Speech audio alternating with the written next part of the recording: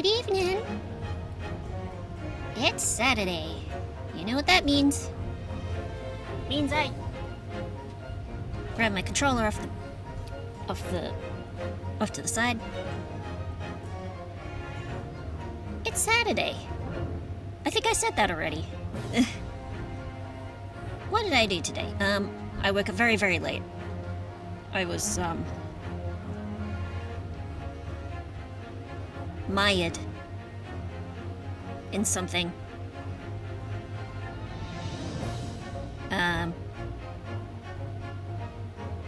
So I've been in a little bit of a weird mood since yesterday. Well, not weird, but, hard to talk about seriously. I'll say that. But hey! We finally left the Clouded Kokoro. My least favorite episode of Great Ace Attorney 1. Why am I... Oh no, I see what's going on. I should be looking at the camera, but I keep looking to the side. Like the smart person I am. We finished the Clouded Kokoro, the adventure of the Clouded Kokoro, I should say. And today, we begin episode 5, the adventure of the Unspeakable Story. So let's not waste any time. Let's get into it. And then we get to, because after then, this, the Hound of the Baskervilles. A hound it was, but not such a hound as any mortal has ever seen. Its eyes glowed with a smouldering stare and yada yada yada. Sholmes's cry pierced through the thick wall of fog around us. Wisps of vapor flowed over the pistols I cocked it, and I waited, breathlessly, in the stillness. The silence lasted for what seemed an eternity, until, at last, it appeared. From the shadows of the cloud, an enormous beast sprang out upon us.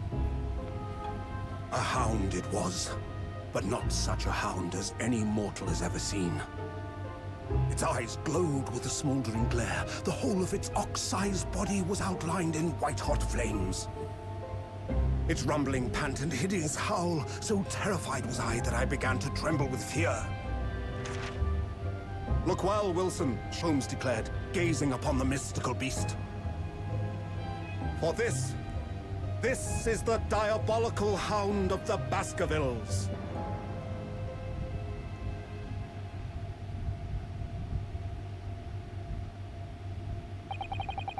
Our first 2 months in London passed by in a flash. In that disconcerting courtroom experience we were first thrown into on the day we arrived in the country, and in Soseki-san's terrible ordeal that had followed closely behind, we had emerged victorious. However, there then came an abrupt end to our opportunities to appear in court. Which was hardly surprising, of course, since I was nothing more than an amateur, an unknown student of law from a faraway land. So, life in our little office was very quiet. That is, until it was shattered one day by that fateful telegram. The 15th of April, 9:13 a.m. Naruhodo's legal consultancy.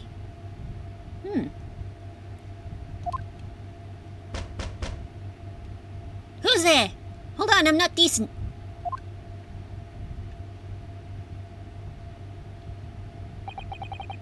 That morning, I was woken by the unreserved knocking on the door by the telegram boy. But after he'd gone, Susuto-san's behavior became very obviously strange.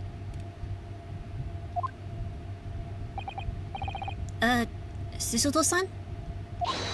Yes? Is it time to leave for court today? Let me see. What case is it today? I don't think I'm scheduled to defend anyone at the moment, am I? Oh, no, No, of course not. How silly of me. But I think Iris said she would make us breakfast this morning. So, shall we go down to Mr. Shun's suite? I think I need to adjust my camera. Yeah, there we go. That might help. I still think so. Hold on. One moment.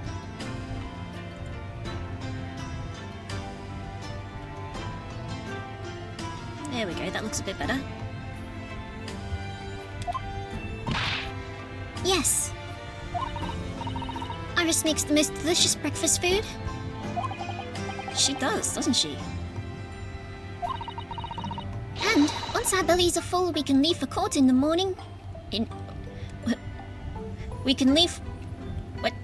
Oh, I misread that. And once our bellies are full, we can leave for court in fighting fit form.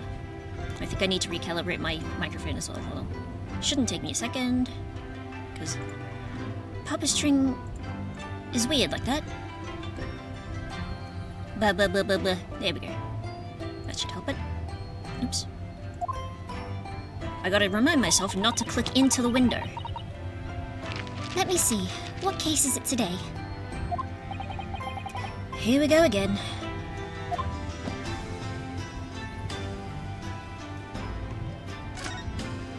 Actually, we can have a look around the attic.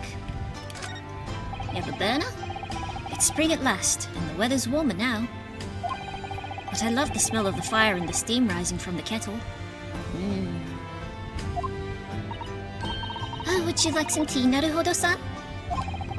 Thank you, Susuto-san, but I'm alright for now. With the green tea Susuto-san makes me from time to time, and Iris's unique herbal infusions, this place is paradise for a true tea lover. Green tea is such a wonderful accompaniment to, British tea cakes, don't you think? Reckon. We have a... So this is the tea set that Susuto-san brought with her from Japan. Yeah. Let's hope she hasn't noticed me slipping sugar and milk into my cup when she makes it. It's just so bitter. Tea is a drink to be enjoyed, Naruhodo-san.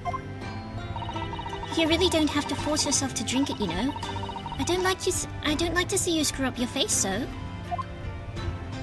But yeah, that little thingy is a... Oh, what's that? Because there's a way that they... I think that's the tea grinding pestle? Why can't we look at the shovel? That spade has been in here since we started renting the place. Oh, that's not a spade, Naruhodo-san. It's a shovel. No, shovels are for digging. That's for scooping up loose material. It's a spade. No, spades are for digging. That's for scooping up loose material. It's a shovel. I don't want to dig a hole for myself, so let's leave it. A spade is a card symbol. Silly Ryunosuke.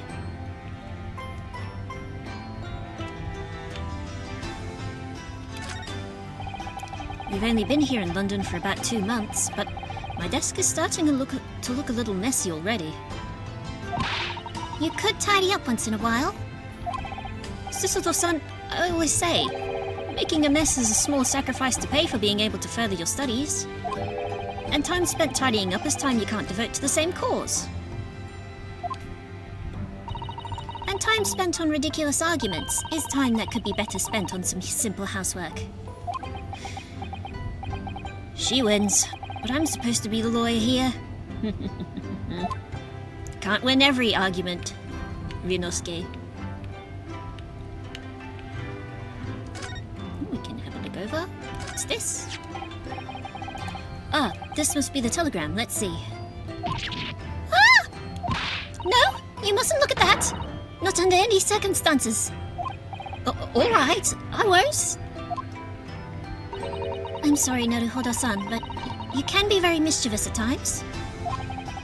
Then put the telegram away if you don't want people looking at it. Unfortunately, that doesn't stop people. Sometimes. I've had We've had house guests, like, where Mum's shown off the loft bed in my room, and people are like, oh, look, what's in this cupboard? And then they find my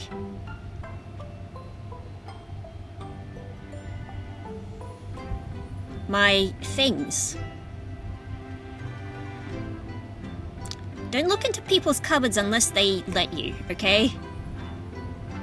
Otherwise you'll find things you'll wish you hadn't. An orange! Oh, and is this an aquarium? Enough about cupboards. We were rather lucky to find that old aquarium left behind there. The prawns we put in there are doing rather well. And the anemones too. Where'd they find them? It's a wonderful invention, isn't it? The sea behind glass, inside your room. Another example of Great Britain's greatness. Having to clean it out and change the water isn't so great though, is it? As a family who kept goldfish and mini catfish and water snails and tetras and guppies. Guppies were the big one. For ages, for like 2 decades. Yeah. Taking care of fish is a lot. It's a lot of work. You might not think it, but it is. The Daruma. Hold on, I gotta feed that to Hyakamaru-san back over in Sushi Ben. The Daruma doll I brought with me from home. Still with only one eye coloured in. I said I'd colour the other eye once I won my first court case here in Britain, but... But you have won, haven't you? Twice, in fact. Because I feel as though I'm still lacking as a lawyer. I tell you what, why don't you colour the other eye in, once you think I'm a proper, fully fledged lawyer? If you insist. Ah. Poor Yonosuke. Still not quite confident in himself. Door? Do you know, I've never seen inside your room there, Susato-san. I've never even peeped inside. I should think so, too. A young maiden's private chamber is a place of bittersweet secrets, you know. This is true. Whatever you say, young maiden. Otome-sama.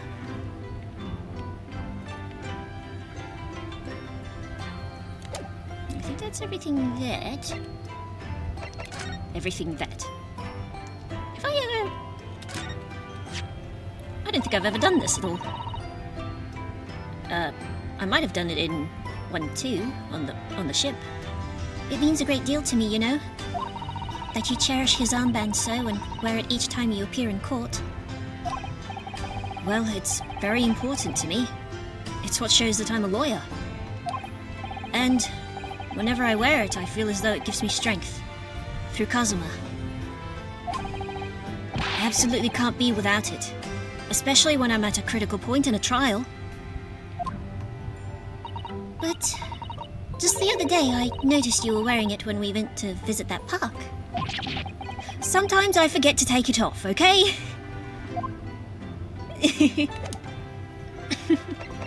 Alright, let's speak.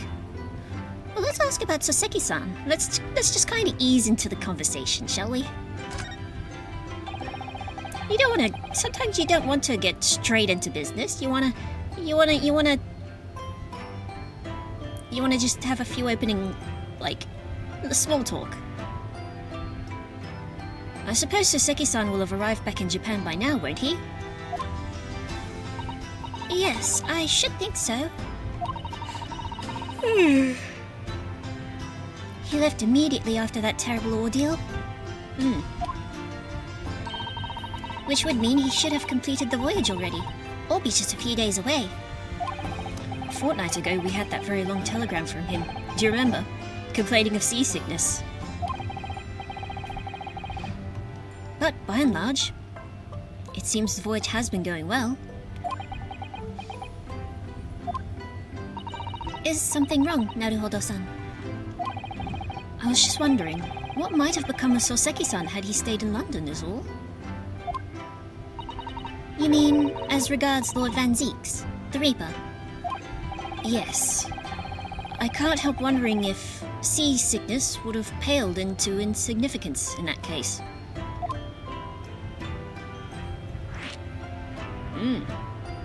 Let's talk about the Reaper. What is it they say? That no one who stands in the dock can be saved from the Reaper, right?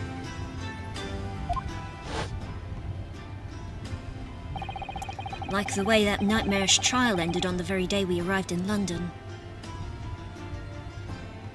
Ah yes, the flashback to that scene you didn't get to see, Ryunosuke, because you were outside.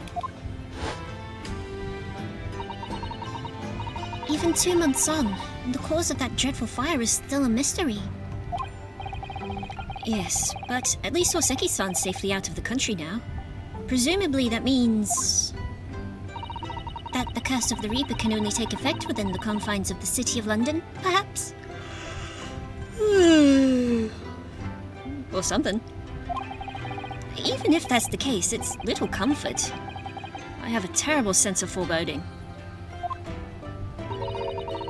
If the legend of the Reaper is to be believed, it would mean he wields the sword of justice himself. Or a hammer, perhaps? No, I shouldn't say that. I haven't played Deltarune Chapter 4 yet. Come to think of it, I wonder what he's been up to these past 2 months. Surely not wielding that sword against more acquitted defendants. No, I don't think so. I should have heard anyone on the news. Oh, excuse me. I not long had dinner. Mum tried to make her own pizza tonight. Ended up having a craving for pineapple. There were at least a few spare pineapple chunks left for me. Apparently Lord Van Zieks hasn't appeared in court once since our last encounter. Oh. Yes, since Soseki-san's trial, he's withdrawn from judicial service again, it seems. Really? Just like before, when he wasn't seen in court at all for several years. So... oh, excuse me. So it's just been me who's had to face him in his recent spate of trials, then? Ah, just my luck. I wonder if luck doesn't come into it. Sorry? What was that? Oh, nothing. Never mind. Alright. What was I gonna say about Soseki? Yeah, historically, Soseki did spend a year in England, and then returned to Japan, having disliked his experiences there. However, he did end up a professor of English literature at one of the Japan universities, and ended up penning his great works. So, what was that telegram about? The one that was delivered this morning, I mean. Oh, a telegram? I don't know what you're talking about. We just looked at it. It's blue. Sorry, but you're not going to get away with that. You just left it on the table. Well, I didn't think I would. Actually, don't give it a moment's thought. It's nothing. Nothing interesting. Boring, in fact.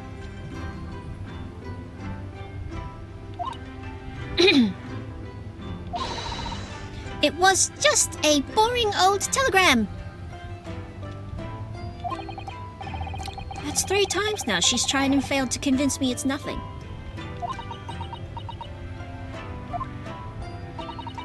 I promise that I'll tell you about it at some point. And sorry, I'm under an NDA, Ryunosuke. You must understand. Alright, I understand. Well. We are left with no choice but to move. downstairs. When you're ready, let's head downstairs for breakfast. Sorry. Just adjusting myself in my seat.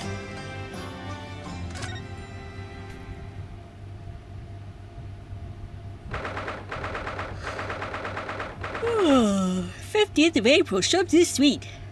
It is quite a sweet sweet. Morning, Reno. Morning, Susie.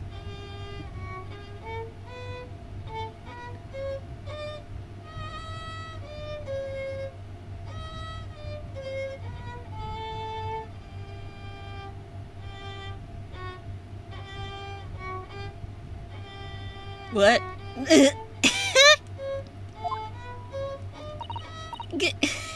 Good morning, Iris. Iris? What is it, Rudo?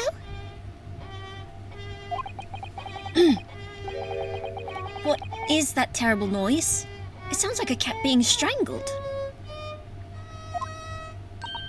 Ah, yes. You noticed that, did you? Bit hard not to.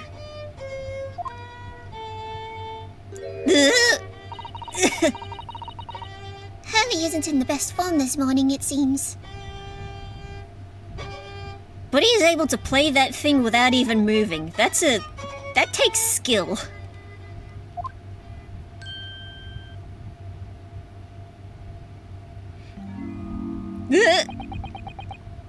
Hello.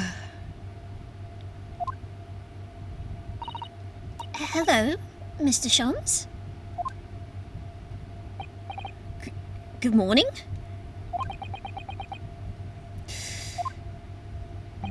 A good morning to die, perhaps. Oh my god.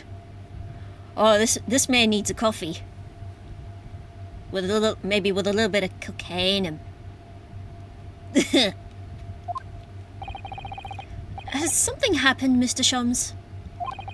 You look miserable, and the way you were playing that violin before.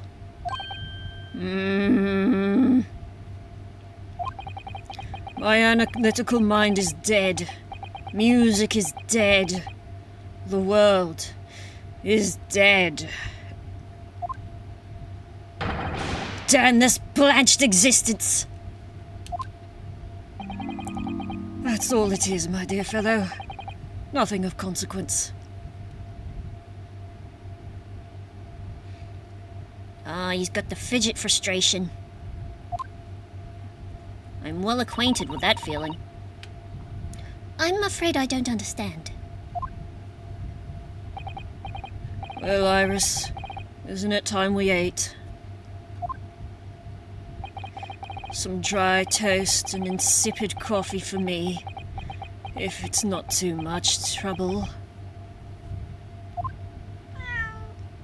Meow! Kitty! Oh look, it's Wagahai. Wagahai! Good morning, boy. Meow. That must be some sort of tiny door for cats to use. But how to get there?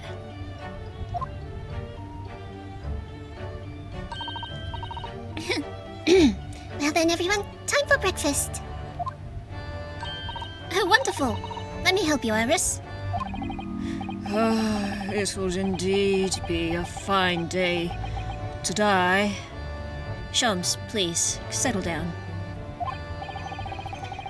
I knew something looked different. Something's missing from Mr. Shams's desk. I don't know, he's got his wine goblet there. Is it a whole bottle of wine?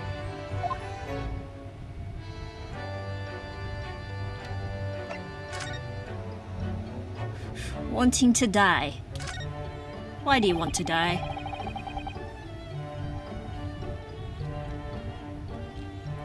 You seem to be very unhappy this morning, Mr. Shams. What's happened? Tell us about it. It used to be the case that in my hands, this violin sung like the dawn chorus. Its mellifluent melisonic tones would make flowers bloom. It would? Would it? But now, the muses are unamused with me. The goddesses of music have thrown me over. Whatever do you mean, Mr. Shums? For hours I have bowed, for days even. Through the night I've endeavored to no avail. That sound, my tone, is lost. That brilliant, clear, unwavering tone, gone forever. No more recitals of unbridled emotion. Well, you haven't been practicing much lately, have you, Hurley? Don't worry, I'm sure it will come back to you in time. Heed my words, Mr. Naruhodo. The goddesses of the arts are fickle. One day they bestow genius on a man. The next, they unmercifully withdraw it. That's just the process of making art, my man. Some days you have it, some days you don't have it, and some days you get a random idea about traffic lights, and you start writing a weird romantic song where the traffic lights are an allegory for foreplay. Anyway. Oh dear. Why is this happening to me? If they take the turn I have for the violin from me, what's left, for pity's sake? What's left?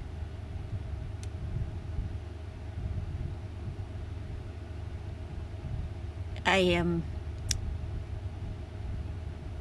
can't look at you right now. You have a serious look on your face, and it's making me feel things.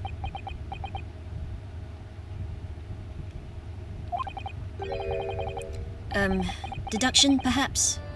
Isn't that what you're known for? The missing machine. Mr. Shums, I don't like to pry, but your desk looks rather empty today. Oh, well done, Miss Sisito.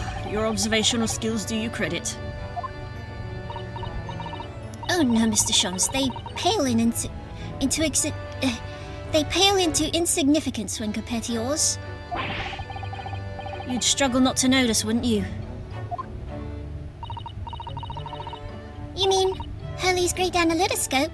That's at Windibank's now. Sorry, it's at a Windibank? No, Windibank's. The pawnbrokery. The pawn shop, you know. Sorry, this is where my weird mood is going to lead me into. Pawn what?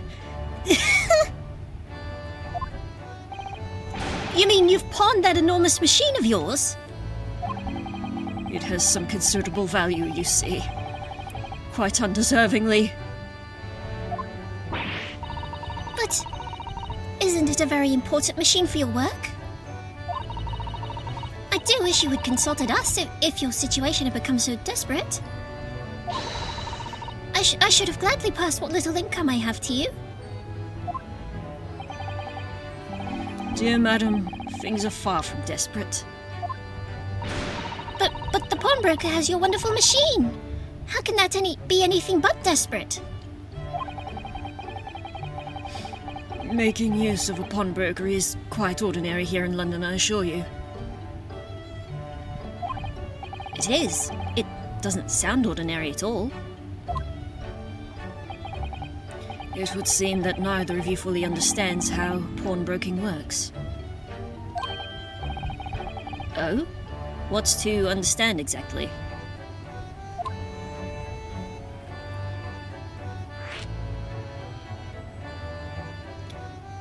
How does pawnbroking work? What did you mean when you said we didn't fully understand how pawnbroking works? To the people of London, pawnbrokeries are akin to banks. Right, I'm remembering this now. Banks? On Mondays, merchants relinquish their finest jackets and trappings to their pawnbroker of choice. With the money they receive in return, they're able to trade happily through the week. And then on Saturdays, they go recover their things using the money they've earned.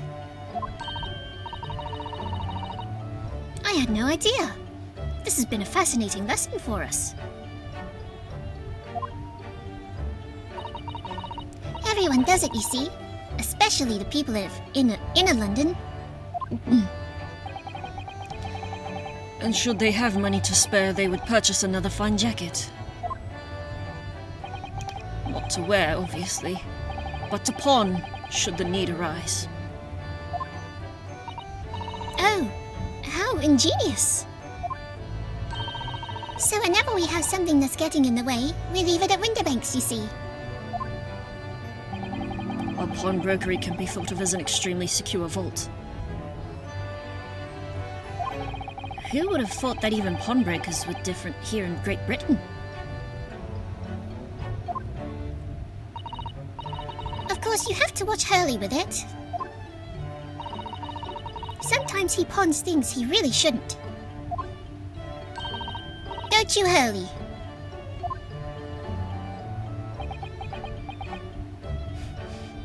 He's not saying no. What does it matter? The world is dead to me now. This poor man can't seem to figure out what's wrong with his viola. Let's talk to Iris. Wanda hi. Mr. Natsume's cat seemed to have settled into his new home then. Oh yes, and I've become very attached to little Waggy. It would appear his previous owner has completely forgotten to him. Cats are unfeeling creatures. Their mews as empty as the hearts of the muses. Good pun. You poor sad man, though. Actually, I saw my neighbor's cat today. She's a wonderful tuxedo short hair. So she's black and white with the little white patch on the chest and the white socks. And she was kind of snuffling around the side of our yard at the fence line between our house and the neighbor's house, that her humans. And she was digging around in the freshly cut grass, or I should say recently cut grass, because the cut grass was dried already, become mulch. And she was digging around, and then she takes a big old pee in the yard on our grass, and then spends the next moment trying to bury her pee with the grass cuttings. It was just really funny to watch. So funny. Aww. If Nitsa... A little bit of frog in my throat. If Mr.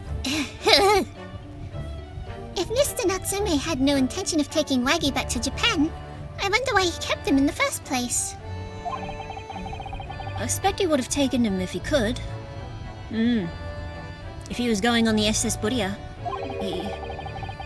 But pets are strictly forbidden aboard steamships in our experience. And for good reason.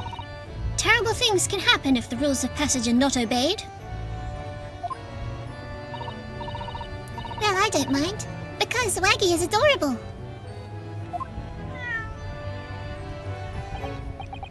Yes, he really is. Oh yes, what about the door? I don't remember seeing that tiny thing in the main door before. Where'd that come from? Oh, you noticed? You are observant, Runo. Look, I used this. It's my latest invention. What is that? I call it... Excuse me. I had a hiccup. I call it the cat flapper mat. gosh! A machine for making doors just for cats? That's right! It can make a cat flap for a little furry friend like Waggy in seconds! And it can do it at any door at all. It can do it at any door at all, no matter what it's made of. It's very powerful, you see. Good morning, Quimpsby! How you going? We're on a new case! Wouldn't it have been quicker just to make the cat flap rather than making a machine to make the cat flap? Ah, but now that we have the machine to make the cat flap, we can make cat flaps whenever we want! Sleepy and excited, going to the state fair today. Oh, that sounds exciting! Well, yes, maybe, but now I can make cat flaps anywhere I like. See, Rinosuke? See? Iris gets me. Oh, I think it's wonderful. Gonna eat so much terrible food. Hell yeah! Terrible food is where it's at when you're when you're at the fair. You must make one for us in the door of our office upstairs, Iris.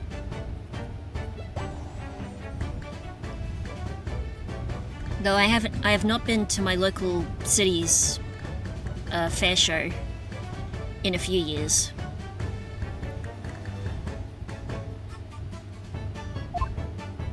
Because not much really happens in my city. Like, I think, because she really knows how to come up with unconventional inventions, this girl.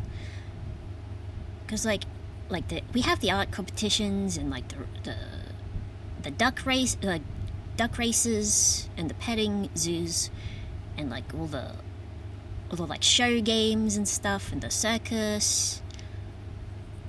But like, it's like, I don't know. Our city's show isn't terribly exciting. I think because it's been the same way for a while now. And also, being in line for the show is terrible. Because the line goes on for just like for ages. Real boy. What's real boy? Yeah, I hate being in a line, in such a huge line as well for a city show. Oh, rip. Yeah, definitely. It's just sleepy, that's fine. But yeah. And I also tend not to go on the rides as much. Because I'm not a rides person.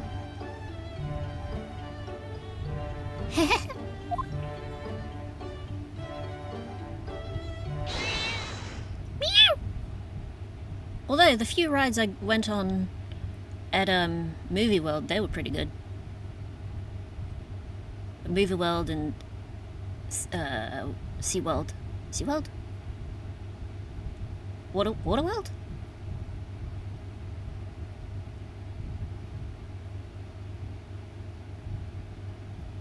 Yeah. Me neither, they're always so sketchy. Yeah. I can't you'll laugh. Though it is funny. I can't even handle, like, I've never been able to handle the teacups even. Because I hate the speed at which I'm being spun around. Actually, no. If there is a ride I enjoy, it's bumper cars. Bumper cars every time. Oh, what was that? Wagga High? Oh no! I'm okay!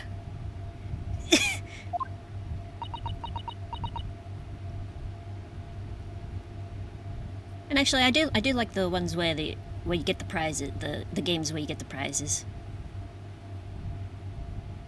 The motion sickness can be absolutely dreadful. Absolutely, yeah. That's why I'm not into roller coasters either. Like, what was that? Like, I went on the Scooby coaster at Brisbane Gold Coast Movie World. Like, yeah, 10 years ago now. I could still remember it. Like, the absolute terror of... Because there's one bit in the middle where your cart... The cart that you're in stops. And then, there's like a big... Like, there's no real loop-de-loops or anything, because it's like you're on a mine cart in a mine, kind of dealy. But there's a bit where you're up pretty high in like a big wide room that's full of this track that you're on. And there's a point where you're at a high point. The cart stops, slows to a stop, and then goes backwards for a bit. That scared the hell out of me. I don't like being moved backwards either. I can't do it on trains. I gotta be on facing forward or to the side. I can't face backwards in a train either. Oh no! Our guy is tangled up in your violin! Oh, that's a feat. I think he thinks it's a toy. No! No! What's he doing to it? Oh dear. Mr. Shums' precious violin. Oh, why should I care? Oh yeah, Shums is filled with the existential depression today. What? I shouldn't be surprised if the cat is a more accomplished musician than I now.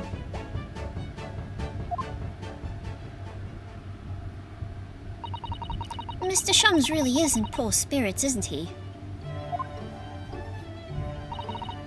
Well, anyway, I'll put it back where it lives, shall I, Hurley? Out of the cat's reach, if possible. Maybe we should assess the damage.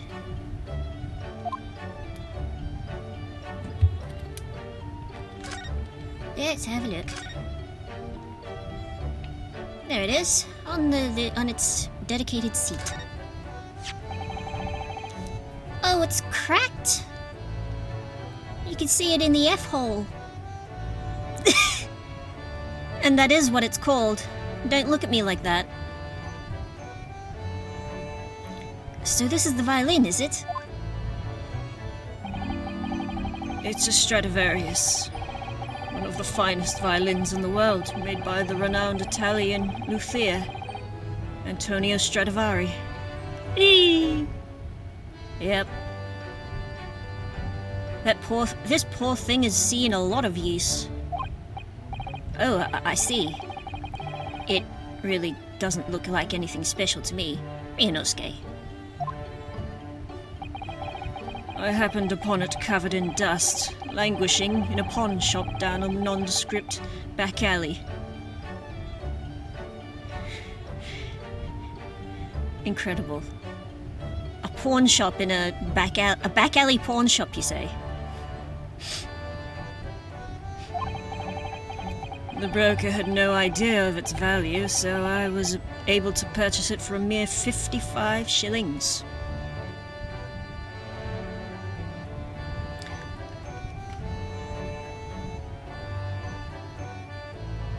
Oh, what are shillings again? Fuck. I know, I know pounds is about half of the Australian...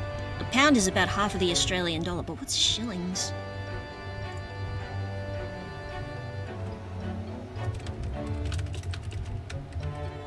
Sorry, I'm about to do some brief research.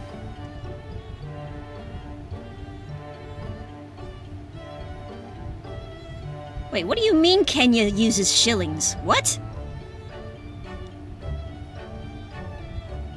I didn't know this. Wow, I've learned something today.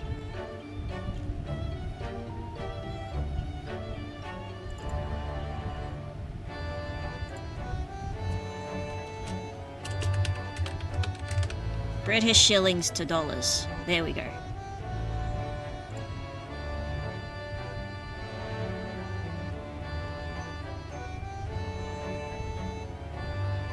This is not telling me anything I don't already know, but...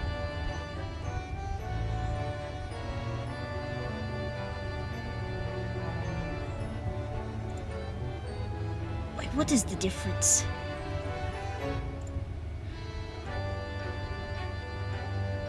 Quarter farthing? Oh. Farthing literally means fourth part of a penny.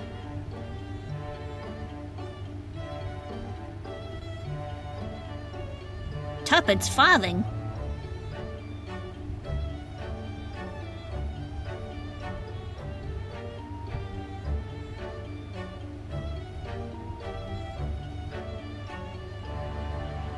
Okay, shilling, a British shilling, shilling, unit of currency,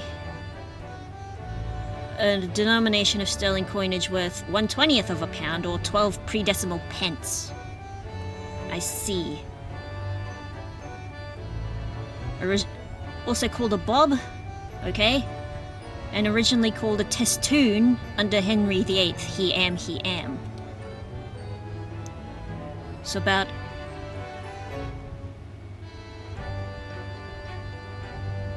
.05 of a pound. So like 5 cents. So 55 shillings. I guess about £5.50? Yeah, weird. God, I'm glad I used dollars and cents.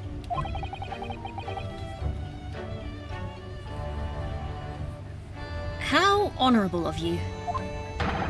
And until today, it has been my faithful companion in every great Paganini-inspired performance I've made.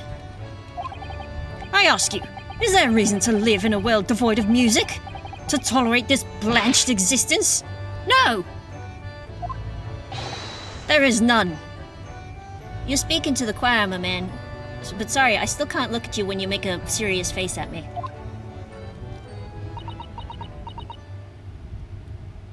Note, I do this every time I open up Synth V as well. I can't look at the Havoc, the icon of Havoc when I go to select him in the thing. It makes me feel things too much. Mr. Shums. What, dear madam, what? My thoughts are preoccupied with fancies of release from this dull routine. Ah!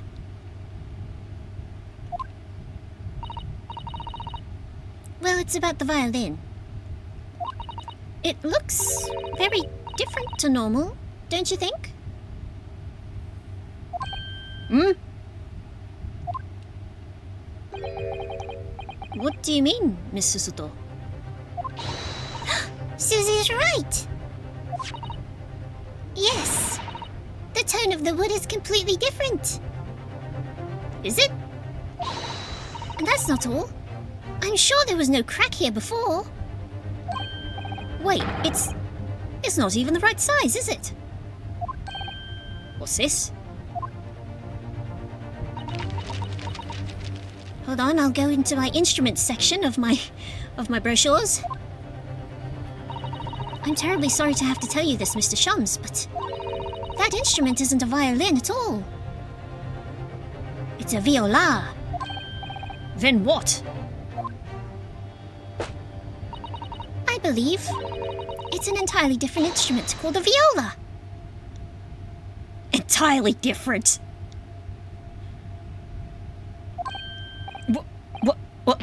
What? I love that animation of Shums just falling flat. Mr. Shums, you're right. You're right. You're quite right. This isn't my faithful Stradivarius. So what, pray, is this piece of string flotsam? Not your faithful... Hold on. I'll put my hand over his face so I don't have to feel weird. Not your faithful performing partner, then? Ah, I see what must have happened. You do, Iris? This is just a simple mix-up.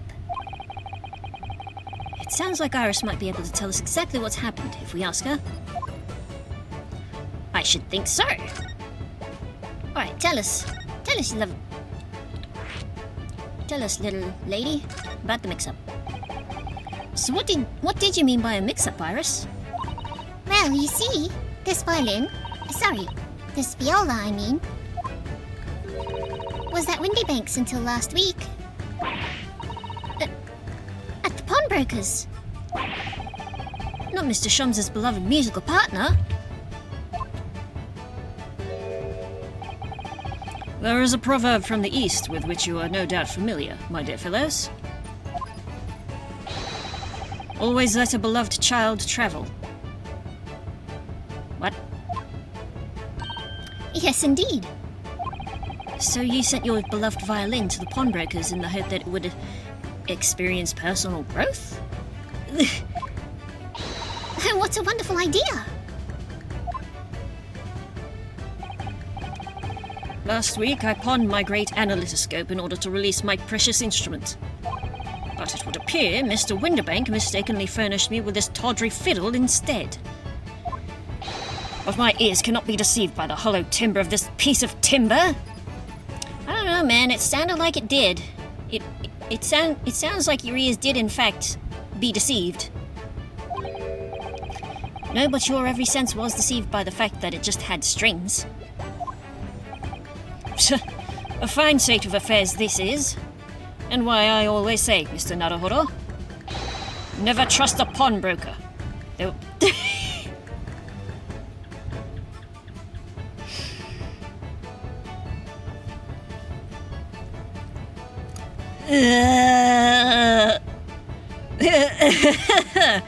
They will try to fiddle you every time.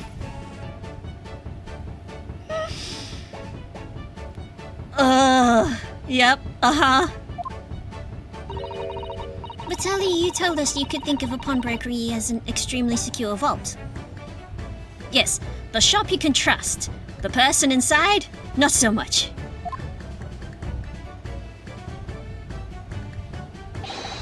Come, Mr. Naruhodo, dilly-dallying will get you nowhere. Sorry? Crunching your toast with that vacant aspect. Pressing your coffee so obtusely. Are you not a little embarrassed by your own conduct, considering the urgency with which we are faced? What? We must visit Windibank's... We must visit Mr. Windibank's bakery at once. That's right, isn't it, Mr. Shums? Precisely, Mr. Soto. Without a moment's delay. But I haven't finished my bacon and eggs. Yeah, at least let him have that much. My dear fellow, surely you do not still intend to crunch your bacon with an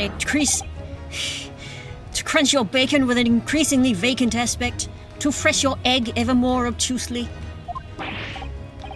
All right, say no more, say less. Let's go. I'll eat on the way. Don't worry, Runo. I'll be happy to heat it up for you again later. Oh, thank you, Iris. She's too precious for the world. As it happens, I am rather curious to see what a British pawnbroker's looks like. I really want to get into a British pawn shop once in a while.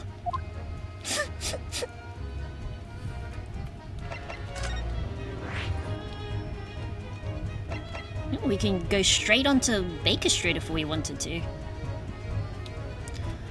Bustling London Street, on which can be found Mr. Shums' office and Windibank Pawnbrokery. There's a large park nearby too. Or we can just go straight to the pawnbrokery. Mr. Shums is a regular, it seems. Give me a chance to sip.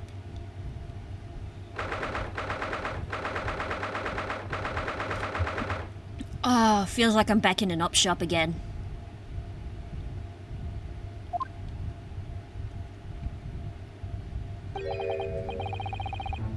So this is a British pawnbrokery. Oh my! There are all sorts of tools and contraptions in here that I've never laid eyes upon before. Susato-san. And that spark of wonder in your eyes. You can't wait to scour these shelves, can you? I get the impression you enjoy places like this? Oh yes. I don't know why, but seeing such a lot of things I don't understand is a real thrill for me. My dear fellows, let us not forget why we're here. Oh, Mr. Shums. We are calling on matters of business, not pleasure. Hey.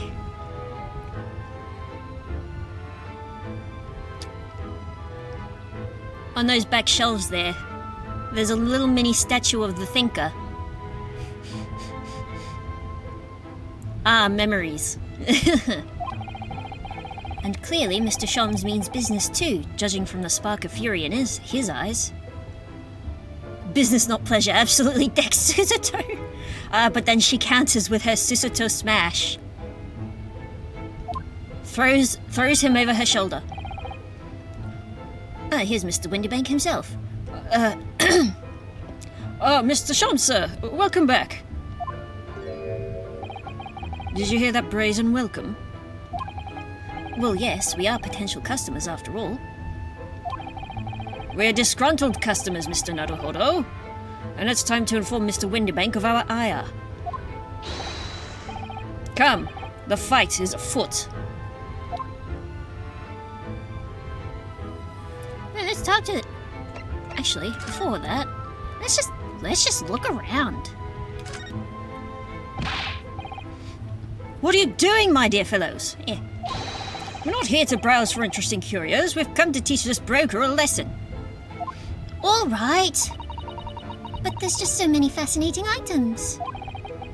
It looks as though we'll have to talk to Mr. Windibank first before you can explore in here, Miss Susato. Damn it. Fine, we'll talk to him. Violin. Naturally, you will recall this, which I retrieved from you some days ago. Yes? This second-rate fiddle is not my faithful instrument, Mr. Windibank. The colour of the wood is different, it has holes in it. It's not even the same size. A wonderful summary of our observations, Mr. Shums.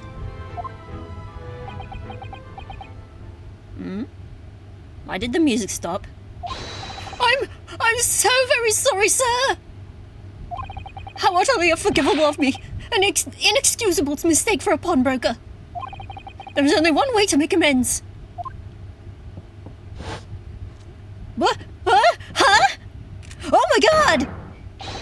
Oh my god! I shall have to take my own life! Sir, please put the pistol down! But I forgot that happened! I forgot he did that! Jesus Christ, yeah! I don't think that will be necessary, do you? If I just... Bro's like, alright, I'm out. Yeah, if I may just say one thing before I pop off. No, please, don't pop off! Don't pop off! Yeah. Oh, I am aghast. I'm in shock, I think. Yes. It was you, sir, Mr. Shums, who took it upon himself to remove the item the other day, I believe. Sorry? As I recall, I entered the storeroom to fetch a violin when I heard, here it is. You did? And when I turned to controvert you, you had taken the viola and left, sir.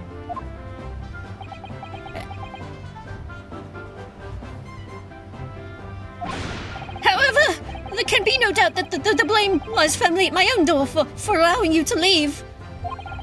So I shall not grumble or grouse any longer. May this guilt die with me. No, sir, don't do it! Stop, my dear fellow, the fault is mine!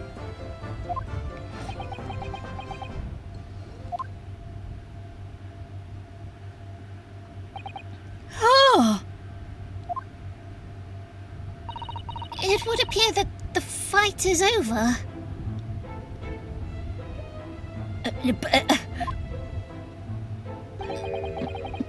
I do humbly apologize, Mr. Windibank.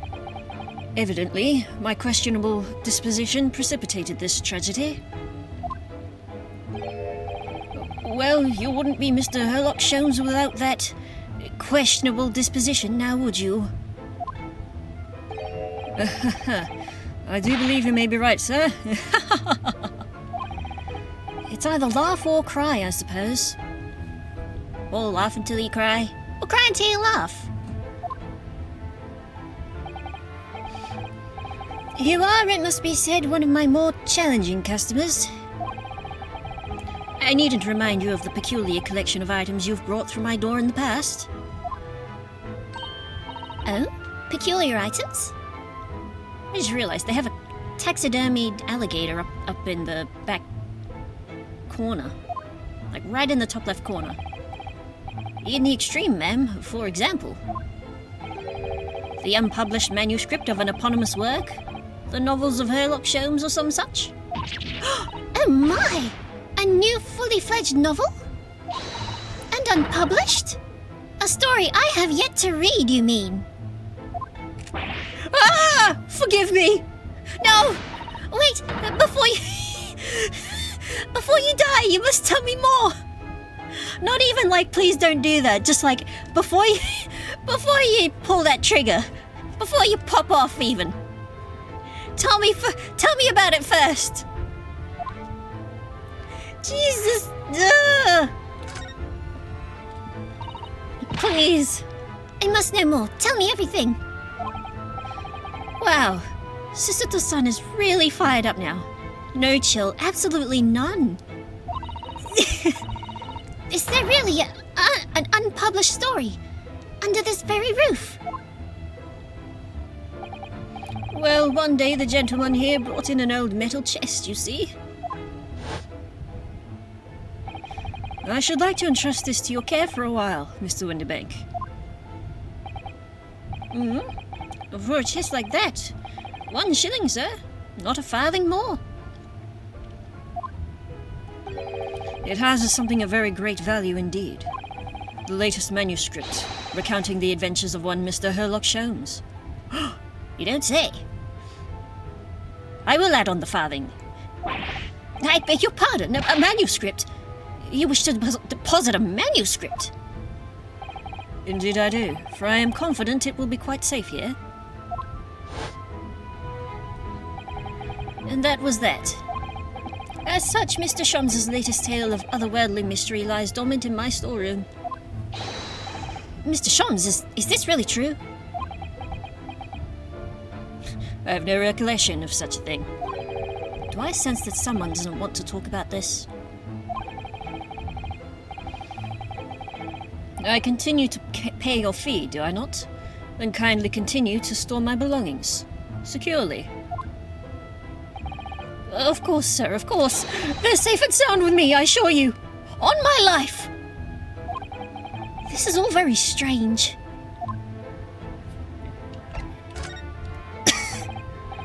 I wonder, could I ask you something? Ah, a gentleman from the east, I see. Yes, that sable suit. I suppose I could offer you 6 pence for it. 6 pence? Only $12? Wait, no. I've already forgotten how. Without wishing to offend, the tone is somewhat dull. Sorry? Oh, but for your splendid attire, ma'am, 5 guineas, no less. The colours are exquisite. The design exotic. Eastern artistry at its finest, may I say. Oh my, 5 guineas, you say? How interesting. Why do I feel as though I've suffered some sort of defeat here? Actually, I was hoping to ask you about your business. I've heard it said that pawnbrokeries are used rather like banks here in London. Yes, sir, indeed. Many of my customers utilize the establishment as you describe. Never heard of he's saying you got no drip. Exactly. I appraise their items and offer them a proportionate loan and 2 months of secure stowage. If in that time they repay the original sum to me, plus the agreed interest, their items are happily returned. But what happens if they don't pay you the money? Then the items are offered for sale in my shop, as you can see on the shelves behind me. I forgot there's also a skull on the desk there. On the counter, I should say. So you never sell items before the 2 months has passed then? That's right, ma'am, that's right. Which means some considerable responsibility rests on my shoulders. Should a customer's precious belongings be lost, the only recompense is for me to end it all. The very idea, Mr. Windibank, is an absurdity. Weren't you the one so depressed you were wishing for death earlier today? Ah, well. Bridge under the water and all that. One should never talk of one's demise so casually. Says the man who was telling us all it was a good day to die only this morning. That's right. And let us not forget that I have already helped you take measures to ensure such a tragedy never occurs. Oh, what sorts of measures? I engineered a simple device which Mr. Windibank has installed here in his shop. I call it the Red-Handed Recorder. Is that not so, Mr. Windibank?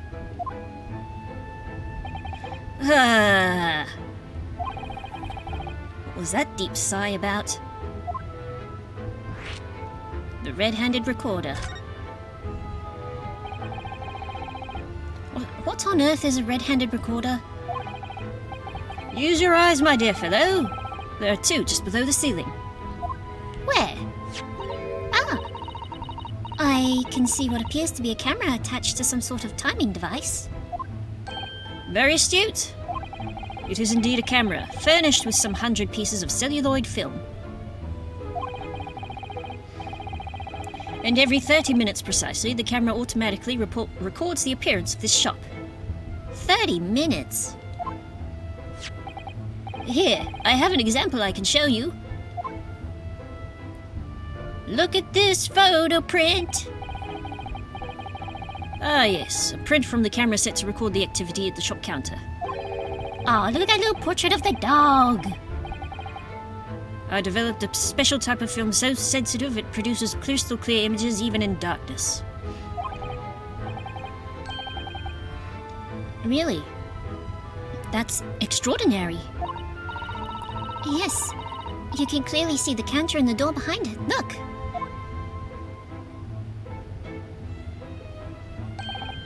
So you see, were someone to enter the premises with ill intent, his identity would be summarily exposed. But did you not say that the photographic prints were taken at 30-minute intervals? Indeed, as you say, my dear madam. Then, what if the incident were to occur in between times? One could only say that would be a cruel twist of fate.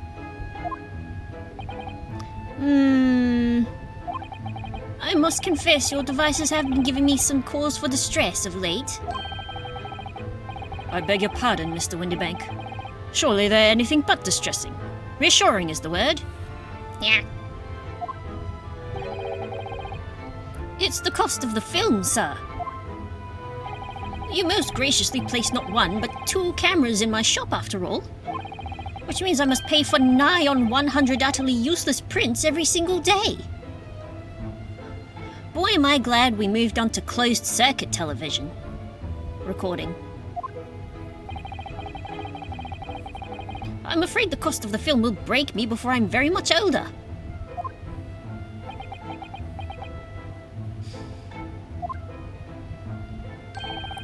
Nevertheless, a small price to pay to ensure the safety of my preferred pawnbrokery, no? My dear fellows, we verge on an age where safety and security come at a price.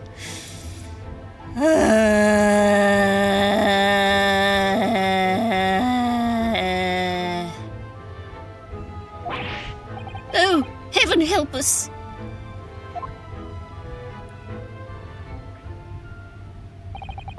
Now then, Mr. Sholmes, allow me to return your precious violin. There it is. That looks better. That looks like a violin. In fact, it looks exactly like the violin that I used to practice with in 3rd grade. Ah, the very thing. Thank you, Mr. Windibank. Perhaps this might mark the end of the peculiar items you tried to pop, Because if anything was to happen to one of them, this would be the only answer! I really think you ought to stop waving that gun around. Someone could get hurt. Fear not! Sorry? It's not even loaded! I've only... Jesus! I've only loaded a single bullet, so no one but myself could possibly be harmed! No! That's not really what I meant! Oh, a good day to you then, Mr. Windibank. It's been a pleasure as always, Mr. Sholmes. So, Mr. Naruhodo, now we can explore at last. Oh my god. I gotta... He's either incredibly based or deranged as hell. Great. I'm trying to remember. He's writing a fine line. Oh, it's a very fine line, I'll say. God damn. He's got balls, certainly. I'm gonna take a quick break just to refresh myself and kinda... Whoo boy. So I'll be back. Deepa.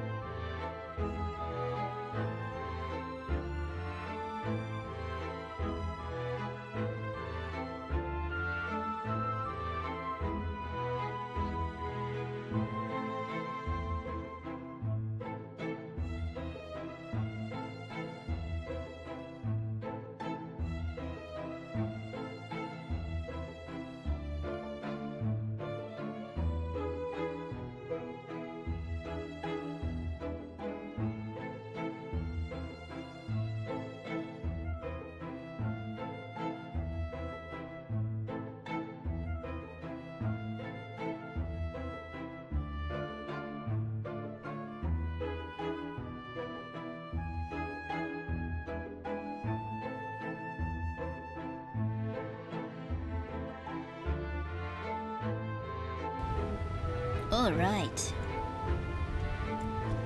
I've forgotten something. Hold on.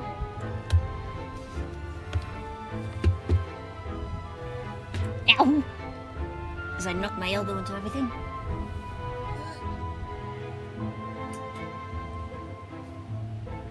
My lamp. There we go. There we go. That's better.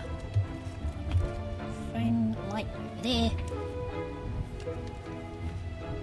Broken it.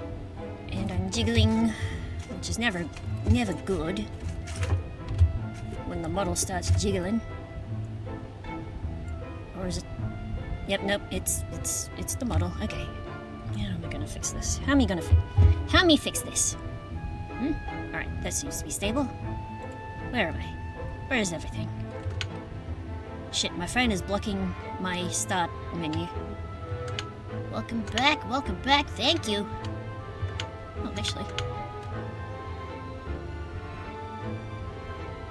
I made myself a tea while I was out. And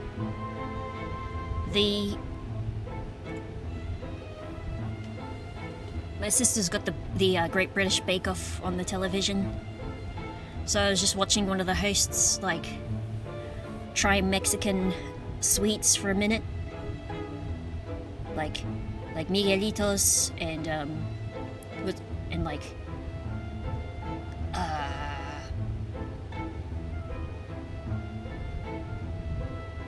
I just remember that one because of they mentioned it was like a tamarind sweet. And I remember trying something similar to that like years and years ago. Oh, Quimpsby, you're half Mexican. I feel like it's in your blood. Cool. But yeah. And like one of my friends went to Mexico last year and the year before that to visit his fiancée. And here like he's sent us pictures and he's told us all about like the Mexican food over there. And it all sounds incredible. Like it's like, man, why can't we have that?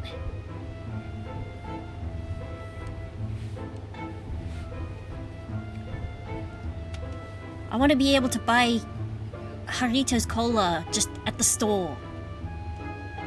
Please.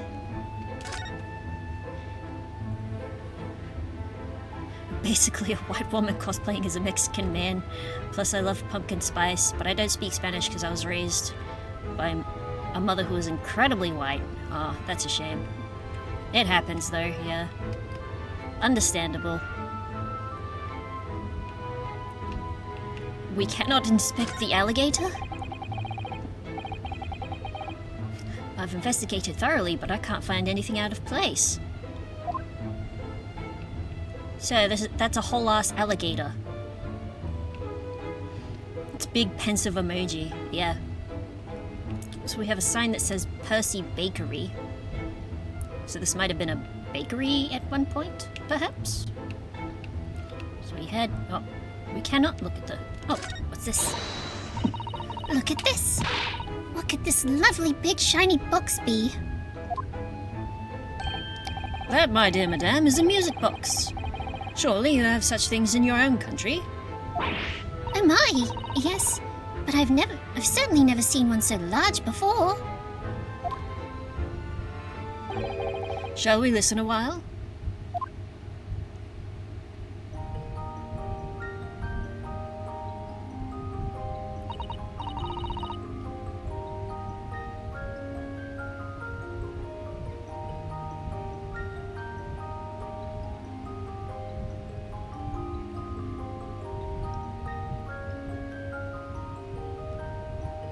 What a sublime sound.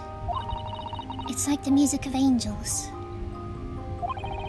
I've never heard anything like it before in my life. This particular specimen is of the larger variety, commonly found in public houses and restaurants. There is a metal disc inside on which the notes to be played are recorded. Simply by replacing the disc with another, any music you care to imagine can be played. My goodness, what a simply delightful machine. Indeed, though their popularity has waned recently with the development of the gramophone, of course. Wow. Ah. Science and technology advance at such an overwhelming pace. Oh, Sister, you don't know the half of it. Yeah, I love music boxes. One of my aunts has a music box that plays Somewhere Over the Rainbow.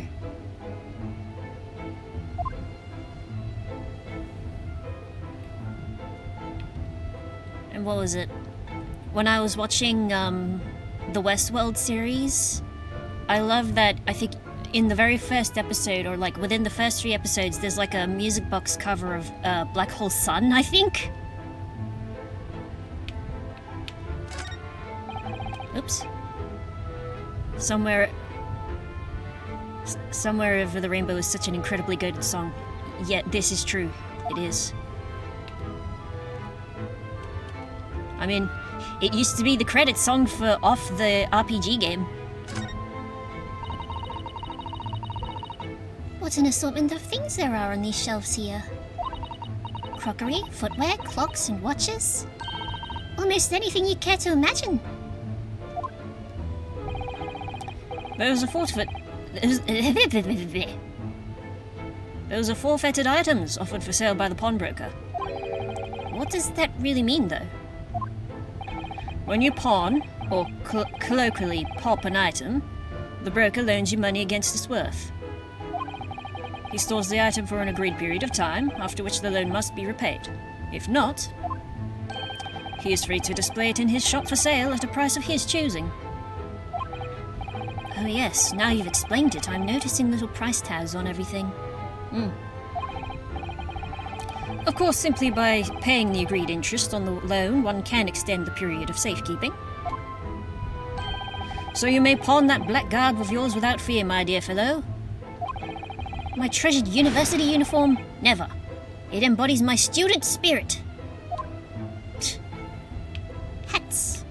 I thought I could look at the hats, but apparently not. I like that this one just looks like Layton's top hat.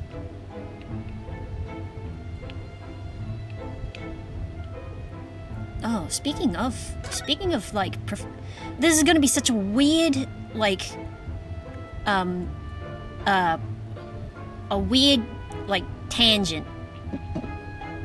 But like, currently at the time of stream, like, we got the news everyone got the news this week that Doug Bowser, who was the big guy at Nintendo, he's stepping down and he's to be replaced by Satoru Shibata. And like, today on the social medias, I just seen like the pictures of Shibata in cosplay as Phoenix and in cosplay as Professor Layton, because those are apparently some of his favorite franchises, and so a lot of people are hopeful that maybe we'll get a remake of Layton versus Ace Attorney, maybe, or even a new one would be good too. Like, yeah. I mean, I do adore the first one, despite the how like how not as imaginative the puzzles were as I was hoping. But it's still a good game, just a very very interesting one, certainly.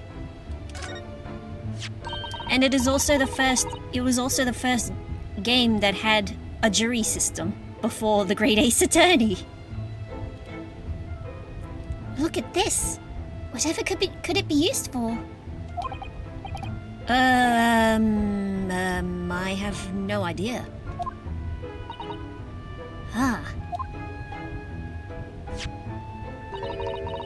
There's a small catch just here, look. You actually didn't know that. Yeah, it's true. We're going to open it, aren't we? Because I had a copy of Layton v Ace Attorney, along with a copy of every game in the Professor Layton series, of the first two trilogies. And then I traded them in so I could buy new games. And I think the only one I have left now is Catriel's game. Oh my, that's amazing! It has some sort of spring-loaded mechanism. It's not a bad game. It's just, I think people were not ready for a young Miss Layton. Or I don't know. Maybe, I don't know. Dancing skeleton. Very quick dancing skeleton emoji. I love that. I love that skeleton. But I liked it. I just wish it had I also did see that the new age of Steam will be getting a 2026 release, which alright. We've been waiting this long. I've been like, I waited all this time for Fantasy Life I. I can wait a little longer. I'm waiting for Tomodachi Life. They'll never manage to put this thing back to the way it was before. What are you two doing? I can wait a little longer for a new Professor Layton. What? Us? Nothing. No, nothing at all. And I wonder if the devs at level 5 couldn't figure out what to do next after Catriel. The new Tomodachi Life looks so silly. I know! It's great! I love it already! I love that there's more interaction for the player to do. Because as much as Tomodachi Life in the original Tomodachi collection, that was Japan only, as fun concepts that they are, there's very little in the way for you beyond like just kind of watching what the Miis are doing.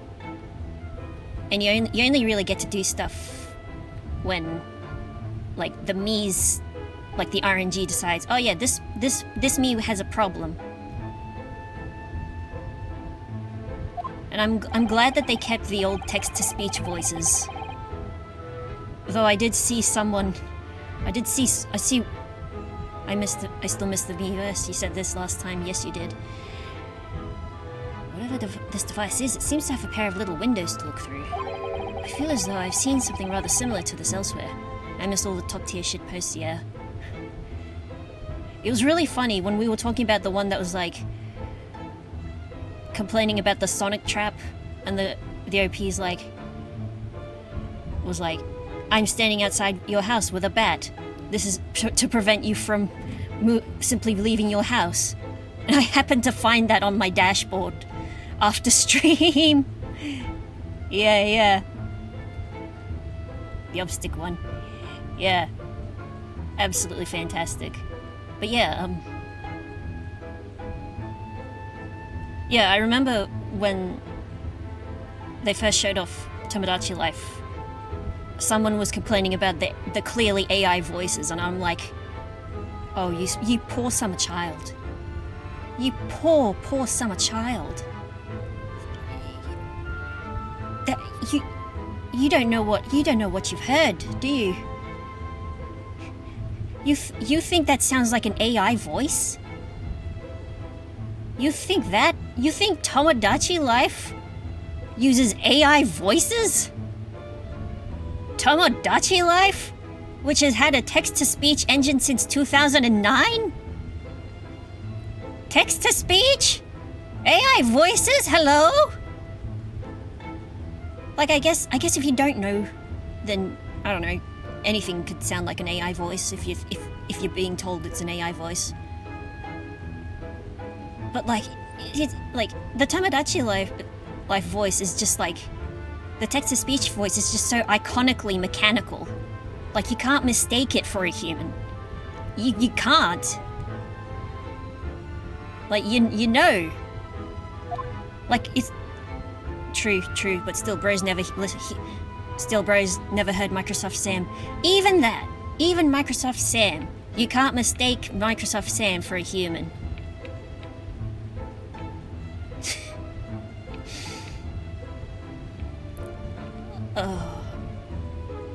When I think of Microsoft Sam, I think of the one Microsoft XP song that my friend and I once found on the internet years ago at like a slumber party or a sleepover. It was incredible. It was iconic. 3 globes of gold.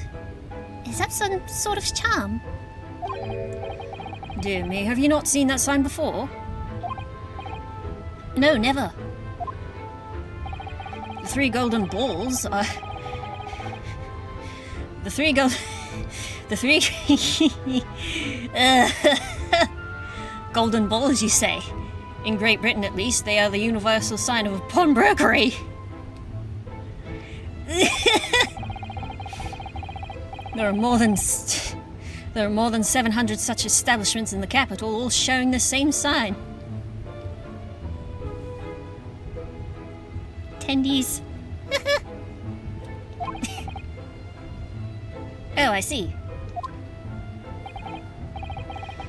I had not imagined your ignorance was so profound. Oh, well, what is the significance of the 3 golden balls, then? I am an adult in my 30s. Does it have some special meaning? Balls. Hey, golden balls in Japanese is in fact the slang for balls. For los huevos, even. That is entirely unimportant here, dear madame. Irrelevant, even. You mean you don't know? Hey, if a man don't know, he don't know. Anyway, one last machine to get through before we... Though I do love the little succulents on the corner here, just behind my model. Now, what do you suppose this rather enormous machine does? It seems to have 2 little windows for looking through. Allow me to enlighten you, my dear fellows. What you are looking at is a stereoscope. A stereoscope. Fascinating. It is aptly named, I assure you. Look through the eyepieces and see for yourself. Oh boy. You're about to learn a fun fact about me. Oh, I should be delighted to. Excuse me a moment while I just have a look. Wait, are we out? Just before you do, there is something I should point out. My dear fellows, in order to see the image properly, stereoscopically, as it were, you will need to be cross-eyed. Yes. However, if that's beyond you, it is of little consequence today. Yes, because this was originally a 3DS release, so they had to make use of the 3D stereoscope on the 3DS as a puzzle element for this case. Specifically. Alright then, I'm going to try it. Ah! Mr. Naruhodo! You must see! At once! Oh, alright then. I shouldn't have been that loud. My mum did just, like, let me know she was going to bed just before I came back. So I need to be cross-eyed, like I'm trying to look at my own nose. I can do this on command. I don't know if the, can my model actually reflect that? Can it... Is my model... Because I can't see it when I'm trying. Does it go cross-eyed when I go cross-eyed? Is it doing it? I have no idea.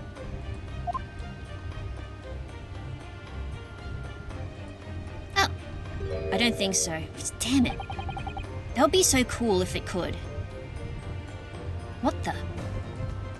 But yeah, I can just cross my eyes at will and I can see how the...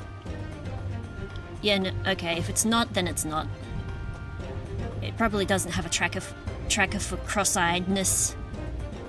If it would be silly, I can't do that. Yeah. Some people can't do it, and that's fine, but like... I can easily just get by without the stereoscope. So I can literally look at this thing as it's supposed to be. I don't believe it. It's just a photographic print, but it seems like you could reach out and touch it. But also, I used to love when I was a kid. You know how you get those little like puzzle books with the stereoscopic images, and you had to cross your eyes to see the actual image within. I loved those things. I think because it gave me an excuse to cross my eyes whenever I wanted. Yes, the sense of depth is startling, is it not? Stereoscopes are one of London's many fads. Not just London, I think. They are often found in little stalls in the park. People queue for hours to see them. Why? Why are people meddling with such black magic? It's not magic. It's no magic, my dear madame. It is, well, far too complicated to explain at present. We shall save this lesson for another day. Oh. Like, it's literally just you have two pictures that are slightly off to simulate the illusion of depth when you look at them cross-eyed. Hey, old man. Oh, I didn't look at this counter. Well, there's the pistol. Look at that enormous ledger open on the counter there. It is a big ledger. Mr. Windibank is, if nothing else, very particular about recording the items he accepts. He'd have to be, otherwise he'd get himself into all sorts of trouble. Which might explain the thing that catches my eye far more than the ledger. This revolver here. Yo, could you imagine if Mr. Windibank just started, like, flipping and spinning his revolver around like Ocelot? That would have been bonkers. I've been watching some playthroughs of Metal Gear Solid Snake Eater Delta. God, it's such a funny game. Do not entertain even a single thought of pilfering an article herein, my dear fellow. In fact, just yesterday I was explaining MGS is so silly. It is. I was just explaining Ocelot to a friend of mine who's only played Metal Gear Rising: Revengeance and has never played any other game in the franchise. I was like, Revolver Ocelot. He spins his revolvers around like a lunatic, and it's awesome. He's also like one of, if not the most important characters in the franchise lore. I've been playing Death Stranding and it's so bizarre but so cool. Right, yeah, I was watching a playthrough of Death Stranding for a bit. I think I was watching Vinesauce Vinny play through it, and then I got distracted, and I've got to go and watch the rest of it, and then I got to watch him play Death Stranding 2, because that's out now. And I've been seeing so many people's like screenshots in the game, and it's so like. It's so fascinating. I assure you, Mr. Windibank would not hesitate to draw that weapon with a speed belying his portly size. Oh, you don't mean he'd... Blow his brains out, indeed, in recompense for his blunder. Jeez. Oh my. But in any case, of course, we would never do such a thing. How could you even suggest it? Just plant the idea in our heads. Make us think about it later in the middle of the night.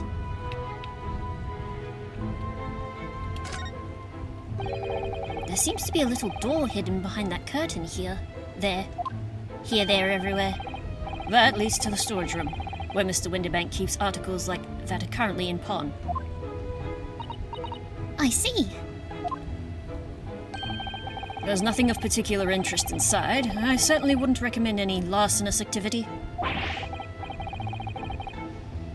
Recommended or not, it's not something I tend to do. There is but one key, and Mr. Windibank keeps it in his pocket at all times. Before he sleeps, he places it into a small pot, which he slides under his pillow. Keishai the Deathless would be rolling in his grave. How on earth do you know about that, Mr. Sholmes? I'm a detective, sir. It is my business to know what others do not. I'm frequently assailed by information that I neither care for nor wish to retain. Ah, I feel that, sir, Mr. Shums. As a fellow ADHD sufferer, I feel that on a very special level. Especially now that I'm playing this game, reading this with the knowledge that I have ADHD. Because I didn't the first time I played this. That was 5 years ago. 4 years ago? 5 years ago? When was this released? On thing. Anyway, on Steam. Mr. Shums, you are a wonder. And the prime suspect if this pawnbrokery is ever burgled.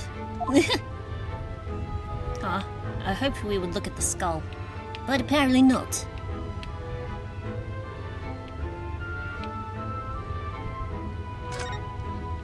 Is there anything else? We have a horse. See hats.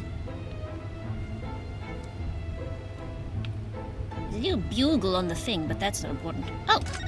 We can look at the calendar.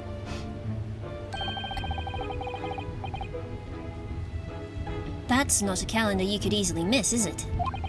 15th of April. Today's date. The 15th April. Yes, that's not for sale, I must point out. It is an Eastern-style page-a-day calendar. Every night at midnight, I tear off the front page to reveal the following day's date.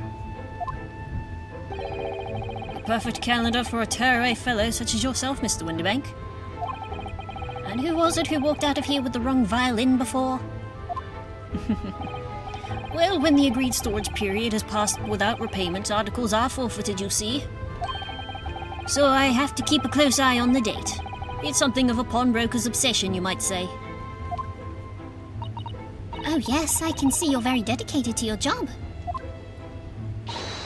What? Only tuppence for it? That ain't fair and you know it. The article's barely worth a penny, miss, and I cannot offer more. Huh? Who are these people?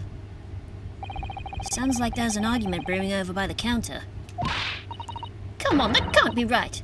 Have you even... Oh, wait, hold on. Come on, that can't be right. Have you even had a proper butcher's at it? I've seen all I need to see, young girl. Hey, Gina! Wait, don't we know... I'm sure I recognize that girl. Yes, it's the young lady from Mr. McGilder's trial 2 months ago. Her name's Gina Lestrade, my lord. She's a chancer, earns her crust among large crowds, relieving people of their purses.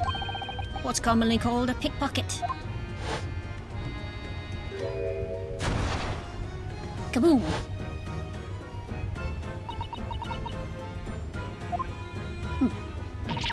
Gordon Bennett, you lot! Gordon Levitt! Hello, Miss Lestrade. I hope you've been well. Aye? What?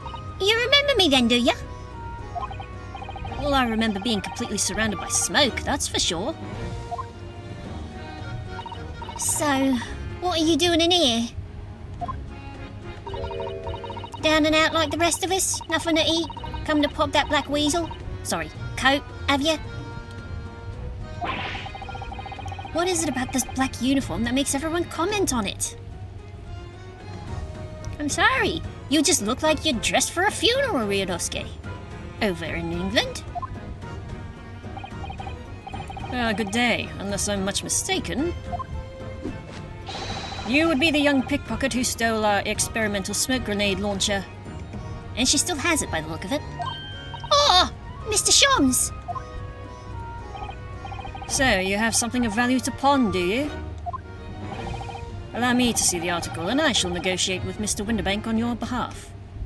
Oh, that's very nice of him. I'll pull the other one. I don't need no help from some stuck-up D.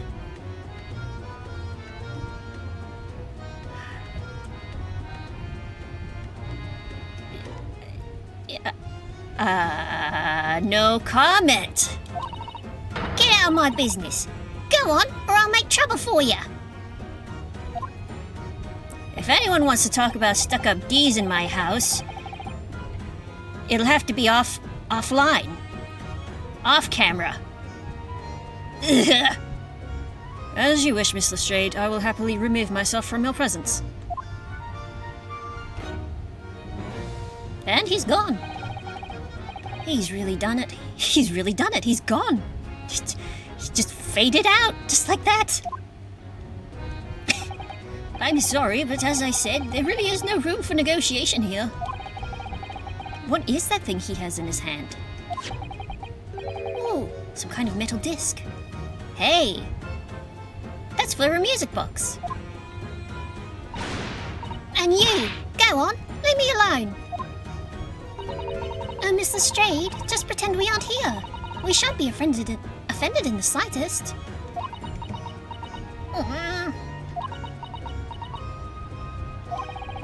Susato-san can really stand her ground when she wants to. Oh, whatever. I'm not bothered. Right, tell us about it. Somehow I didn't really think you were the sort of person who'd use a pawn brick in Miss Lestrade. Yeah, well, I am, alright? I'm a Londoner, just like everyone else. Our problem, is it? No, not at all. It's just that, well... Was she wearing that scarf before? Because it's very cute.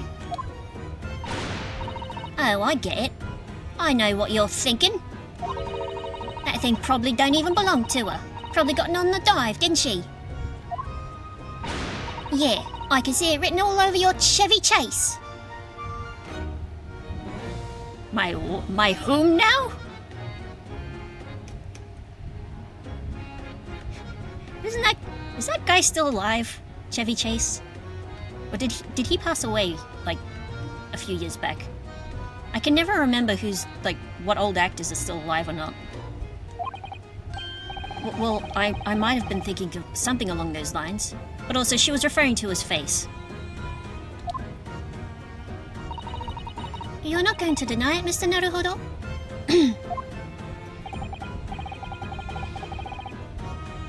No idea, I don't know actors. Fair, understandable. Like, I can recognize, like, all the actors that have been in Lord of the Rings. I think, and also the ones that did Mamma Mia. Alright then, I'm just going to come out and ask you straight. Do you pawn things that you steal from other people? Well, I don't know how best to answer that, really.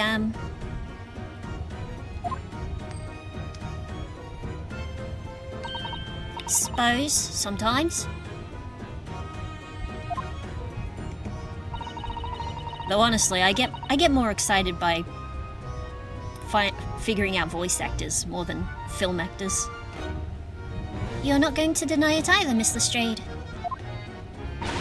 But not this time, alright? I swear. That thing belongs to me. The disc that Mr. Windibank's holding. Perhaps we should see what he has to say about all this.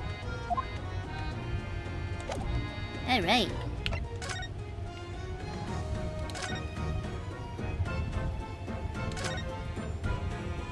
Tell us about the disc. Mr. Windibank, what exactly is this metal disc that Miss Lestrade's brought in? It seems to have hundreds of tiny little bumps on its surface. Oh, this is a music disc, you see, for use inside a music box. A music box? What, you don't even know what a music box is? Tch, you Eastern lot ain't too savvy, eh? I know what a music box is. I've just never seen one of these discs before. Goodness gracious. I might be stupid, but don't go applying that to the rest of my people. Come on. The small protrusions on the metal disc encode the tune to be played by the music box. You simply insert the disc and set the machine going, and beautiful music plays.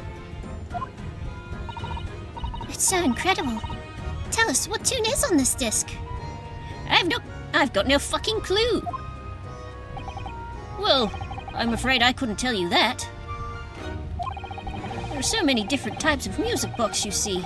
British made, German, Swiss. Here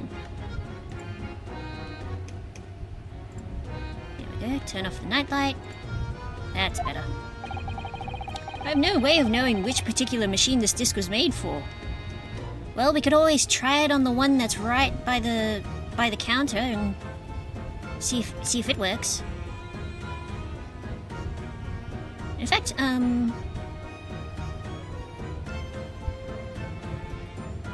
was about to say, I'm trying to remember what the word is for music box in Japanese.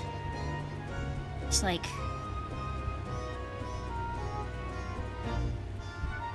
I'll remember it later. I know one is like a loan word. It's like orugoru, which is a German word? A German word? Perhaps. I don't know. Maybe. I see. And that's it in a nutshell. I wouldn't have any customers for an item like this, even if the young lady forfeited it. Really, I'm already offering more than I should at a penny. That's a packet of lies. He told me he did. He said it was, well... He? Who? Oh, never you mind. It just ain't right is all. That disc's worth good money. I know it is. Well then, you'll have to try your luck at another pawnbroker's, won't you? Ugh.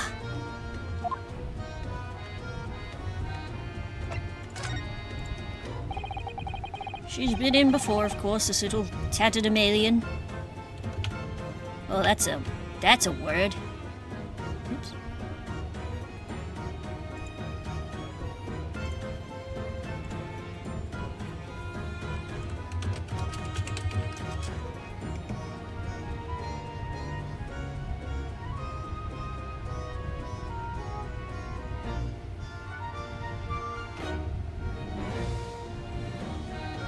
Ah, that is not what I thought of.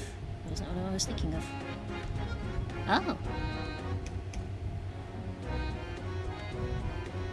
So there's an actual Japanese word for music box, which is jimekin. And then there's orugoru, which is Dutch. A Dutch loan word from the word orgel, meaning organ. Nice. Fun fact. I see. Oh, yeah, that's right. I wanted to look up tatterdemalion as well. Let's get out one look for that one. And maybe angle myself so I'm not jiggling at everybody while I'm doing this.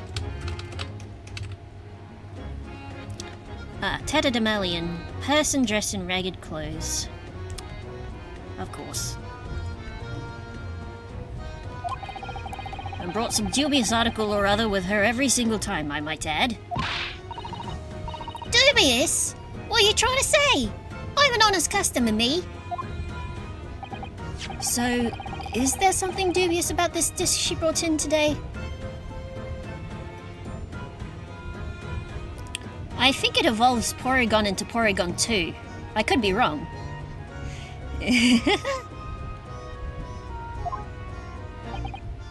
Or is it Porygon 2 into Porygon Z? Well, if only it were that simple. Sorry, what do you mean? What she actually brought in was a storage ticket. A storage ticket, so... Mr. Strayed has actually come to redeem an article from me today, is that right? Yeah, that's right. A girl like me has a lot of stuff what needs storing. Alright, yes, that's definitely dubious. The article in question would have been forfeited at midnight tonight. But as she gave me the ticket for it and repaid both the loan and the interest, I was obliged to return the article to her. But what was the article? Do tell us, Mr. Windibank. Little scamp's wearing it, ma'am.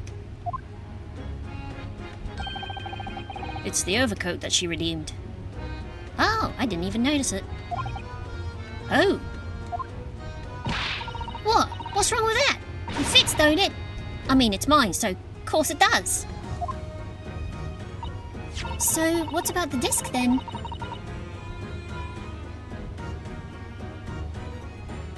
oh, I confused myself. Just then, don't worry. I just caught a light and just realized it was my mobile phone light. So what about the disc then? How does that come into all this? The disc is something else. A new article to pawn. If the girl and I can agree on a price. A new article to pawn. New pawn article? Whoa! Hold on. That's gonna be off stream, I think. I'm confused. I thought you said Miss Lestrade brought in a storage ticket today. It's really quite simple. Yes, the child brought me a storage... The child brought me a storage ticket and the money owed on it, as you say. For this heavy black coat which you returned to her care, as I'd understood it.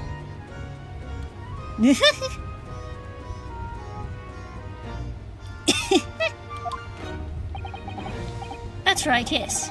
And rather unsurprisingly, as soon as the little ragamuffin put the thing on, she went rifling through the pockets. Oh, you mean... What? Don't you know it's rude to stare at a lady? I see. So it came from the pocket of the overcoat, did it? If you mean this disc, then yes, exactly, Mom. And she immediately tried to pawn it. For quite a high price as well. This is all rather suspicious, I think. Give it up. I'm just trying to pawn something like anyone else would. Mr. Strayed, may I ask who deposited the overcoat here in the first place? Me. It doesn't really appear to be your size. Me old man. Me old man. It's me old man's, ain't it? Is it, Miss Lestrade? Yes, this is definitely all rather suspicious.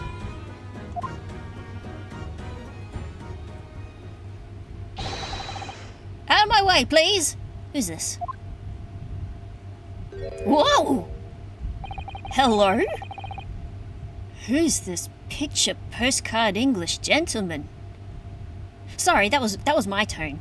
Sorry, that was me. Who's this picture postcard English gentleman?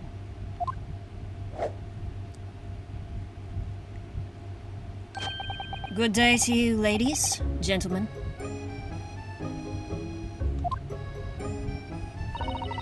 What's your problem, eh?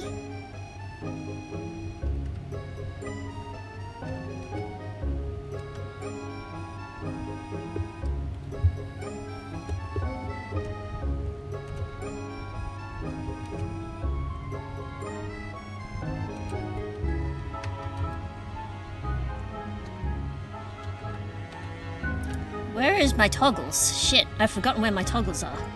You'll have to forgive me. That's not where my toggles are. Why aren't my toggles working? That's why they're not working, because I didn't put them on keyboard. Not keyboard, number pads.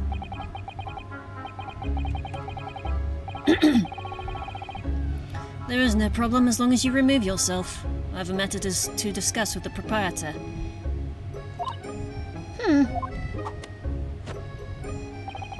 And if you intend to make a problem of it, I shall see you outside, little girl, for the hiding you deserve. Don't look at me when you say that, sir.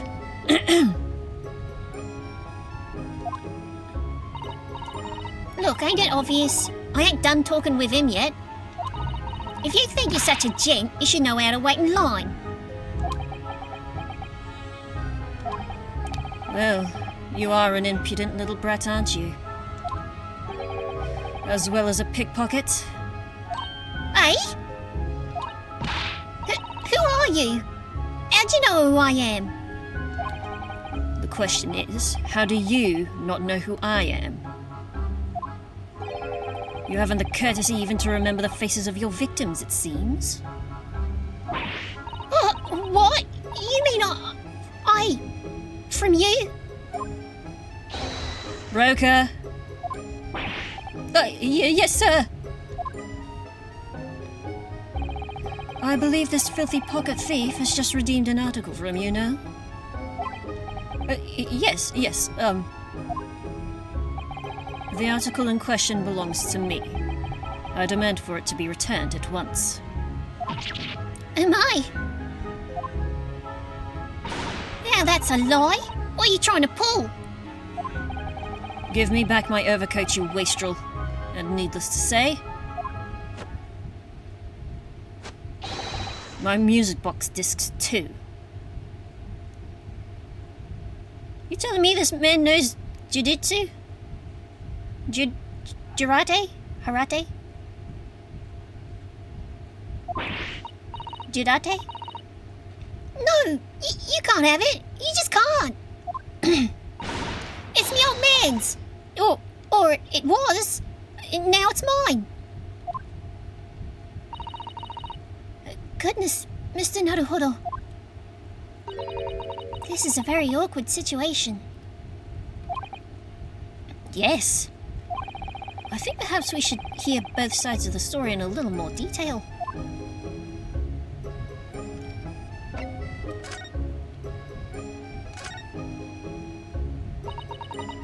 Miss Lestrade, is what the gentleman's saying?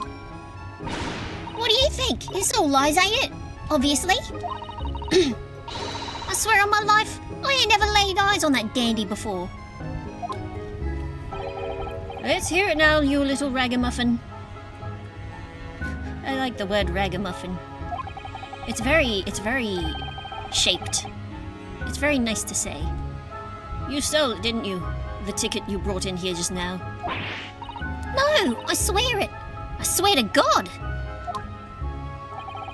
It was barely an hour ago. I was walking along the street, minding my own business, when this little gutterling ran into me. I knew at once what had happened. I've been robbed yet again, I thought to myself. Those wretched pickpockets. Yet again? Oh yes, as you can see, I am a man of impeccable style. Indeed. This isn't the first time that I've been targeted by these backslum scoundrels. Now then, relinquish my overcoat. You know, this guy would look absolutely... He would not look out of place in part 1 of JoJo's Bizarre Adventure. With that pose. Come along now, Miss Lestrade. Give the good gentleman his coat back. If you're going to cause trouble, I shall have no choice but to call the police. Hold on. Why does everyone think it's me? Just look at this dandy cove. And you think I'm the dodgy one?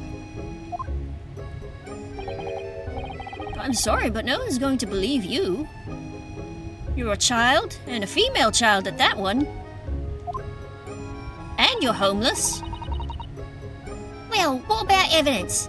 Yeah. Where's your evidence that I stole something, eh? Come on, let's see it. Oh, I have evidence, naturally. You what?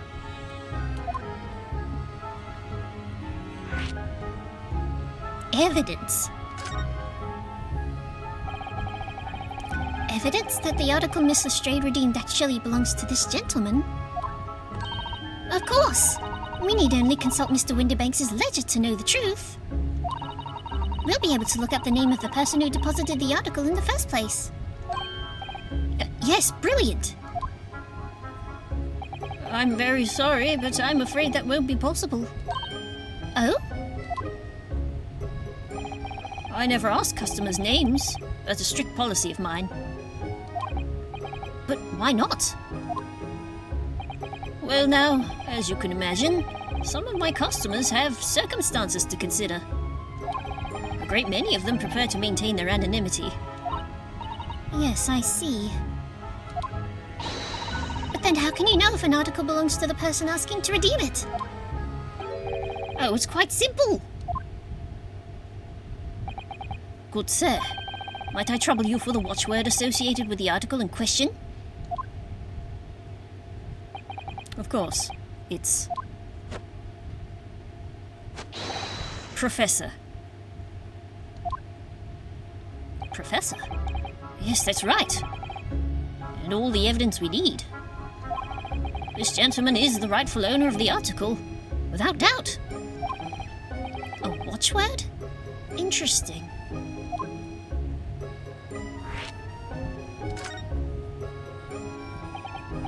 So, about these watchwords, Mr. Windibank. As I just explained, I never ask customers' names when they deposit items with me. There are many reasons why certain customers wouldn't like to keep their activities secret.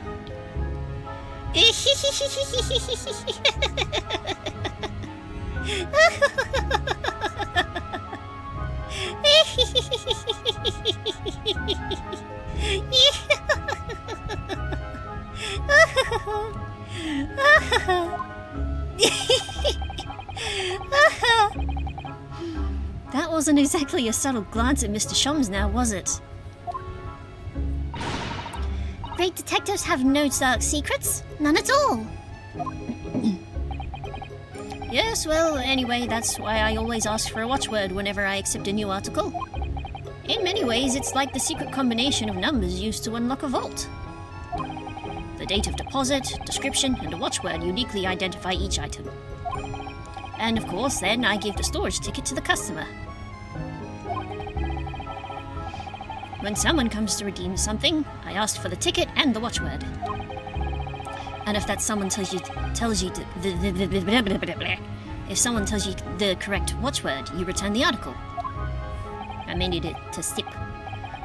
That's right, sir. Just as soon as the requisite fee is paid.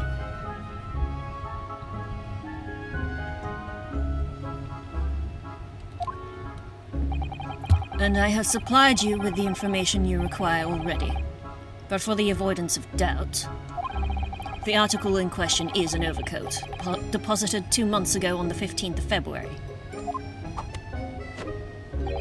With a watchword of Professor. All perfectly correct information, sir. But how? Really, this is beyond a joke now. There's no further room for doubt. Ugh.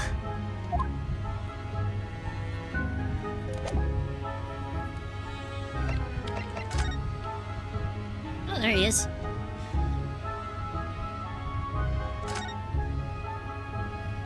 Picture postcard gentleman. Excuse me, but who are you? One would expect the inquirer to introduce himself first. Though clearly you are not British, so perhaps our ways are foreign to you. Oh, sorry. Yes, we're from the Empire of Japan. We're studying here. Oh yes, Japan. I've heard talk of the place. Its inhabitants live on some fiery brown-coloured soup, dressed up with exotic spices. What? This man knows how to schmoove, apparently. You might be thinking of somewhere else. And what was that theatrical gesticulation about? Oh yeah, no, he was thinking of curry. Indian curry, probably. Though Japanese curry is quite good in itself. Perhaps. Anyway, if you are a gentleman, sir, you offer your own name first before inquiring after the name of another. Of course, yes. I'm Ryunosuke Naruhodo. I'm a lawyer. Well, a student of law, really. My name is Susutomi Kotoba. I'm Mr. Naruhodo's assistant. I see. I see. Sorry, bubble. My name is Benedict. Yes. Egget Benedict.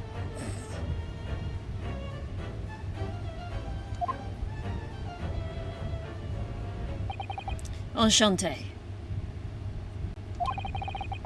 He's so refined in how he holds himself and how he speaks, but that name is suspicious. Hey, I'm gonna tell you all something really funny. Is that when Great Ace Attorney was first released, and everyone was like dissecting the localization and comparing it to like the fan translation, right? And everyone hated the name Egget Benedict because they're like, God, it's such a fake sounding name. And it's like, yes, that's exactly the point. What's the problem? It sounds stupid because it is supposed to be stupid. He's using a fake name. What's your problem? Are you even comprehending what the game is trying to tell you with the information that it is giving you? He's not Egget Benedict for no reason. Plus, all the names in Ace Attorney are silly. They are. Correct. Why does Egget Benedict get a fucking... Come on, people. You saw how the names got in Ace Attorney 6 Spirit of Justice. This isn't the worst of it. Now to the matter at hand. My overcoat.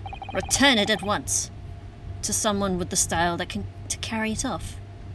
Alright, I think I'm done with the blushes. I'm over this man already. Ugh. Every move he makes, every breath he takes. I can't stand watching him. God, I love that.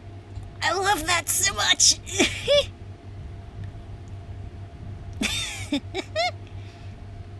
Maybe we should call the police. Or at least Sting.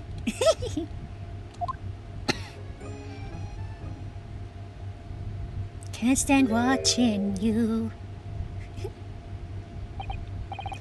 So let that be an end to the matter. And thank you for your custom, Mr. Egget Benedict, sir.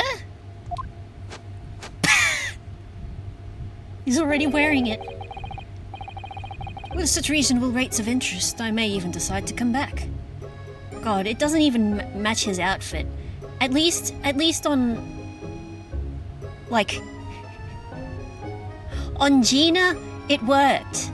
Because it didn't clash with the rest of her outfit.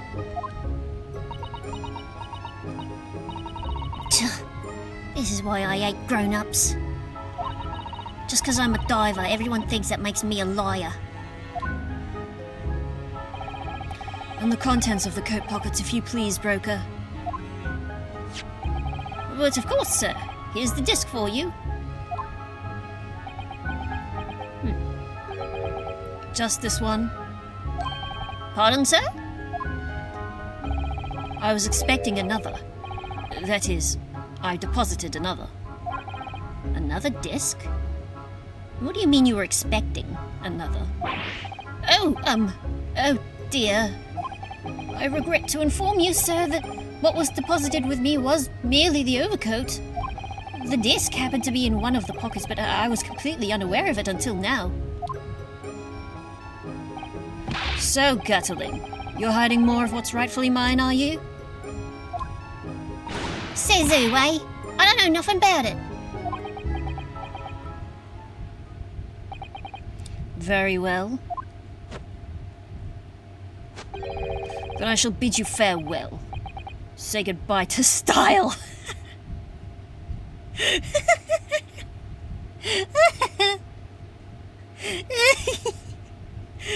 God. Wait a minute. That disc is mine. Ah!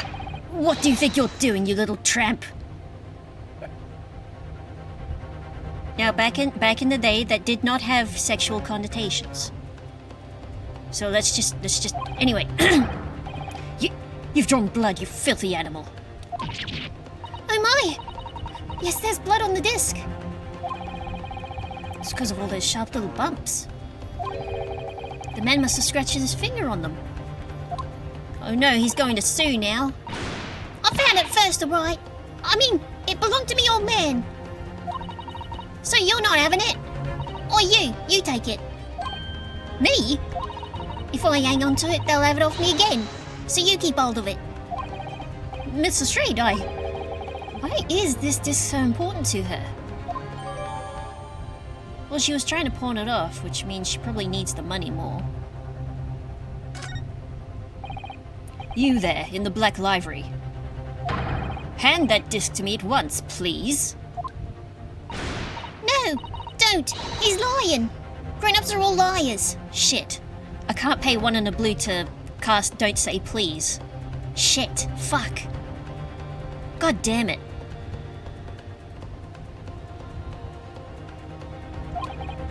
Oh, what do I do now? How am I going to resolve this?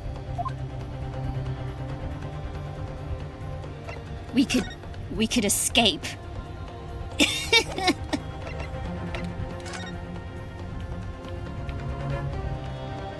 Well, Gina. Wow, Mr. Straight is really looking daggers at that mysterious gentleman. We need to do something to calm things down before she loses control and attacks him again. Biting him and biting him and biting him and biting him. Mr. Windibank's clearly at a loss here. We have to do something about this before he reaches for that revolver of his.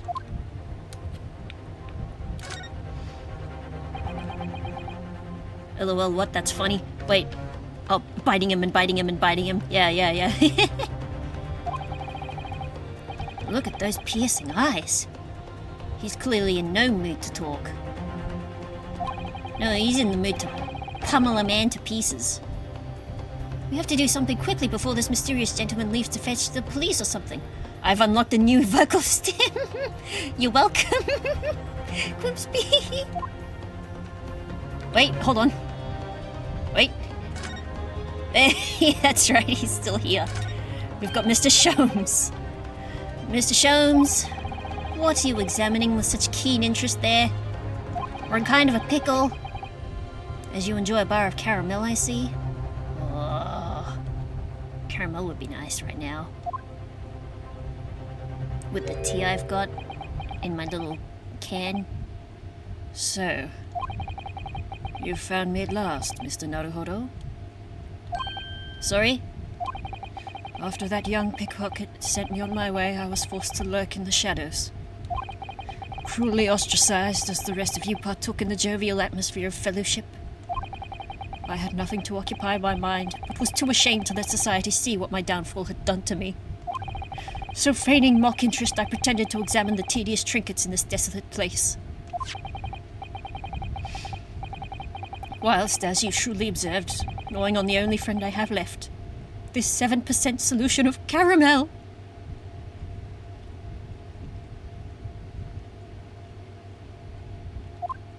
"7% solution, you say? Pray, do you claim to understand the depths of my despair, Mr. Naruhodo? But how could you? I was so lonely, so desperately lonely. Then why on earth didn't you rejoin the conversation? things have gone from bad to worse here, you know. Yes, I overheard much of your conversation.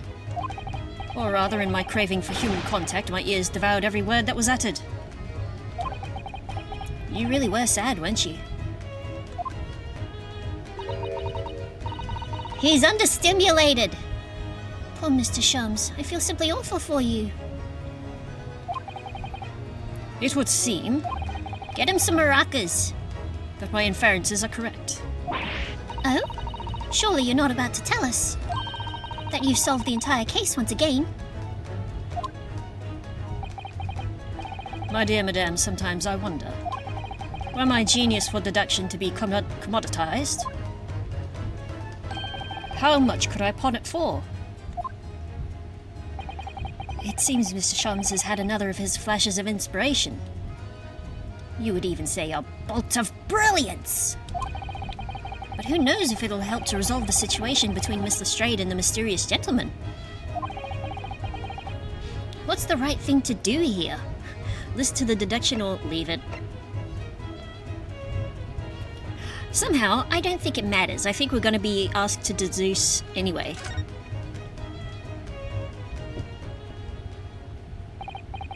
Well, Miss Lestrade, it would appear you find yourself in something of a predicament.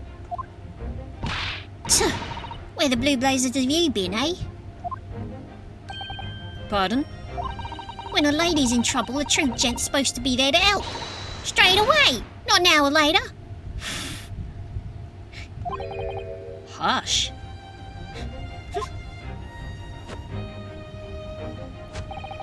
And who, pray tell, are you? Mr. Eggert Benedict? You have, in my eyes, a veritably encyclopedic array of curiosities about your person. Nevertheless, there are two immovable conclusions I've drawn. I beg your pardon? The first is this. The true reason for your visit to this pawnbrokery today is something you've not yet revealed. And the second is this.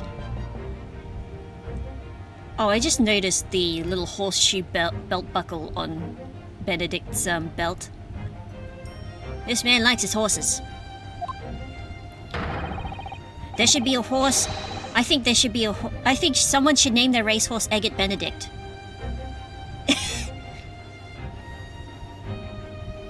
There should be a Japanese racehorse. Name it Eggs Benedict, and then it can become an Uma Musume. And the circle of life continue. A considerable crime is in contemplation. One you will orchestrate with intent to steal a vast sum of money. Well, Mr. Benedict, what say you to my deductions? How? He's turned white as a hard-boiled egg. Oh.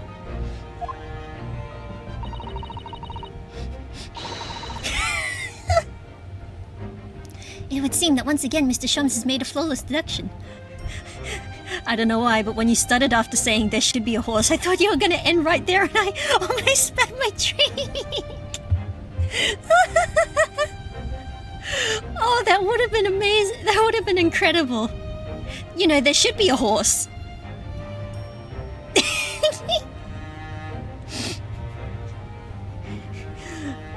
I love those articles that are I love when people screenshot articles that have been truncated or shortened. So it's like, this woman is the first in Ireland. It's like, she sure is.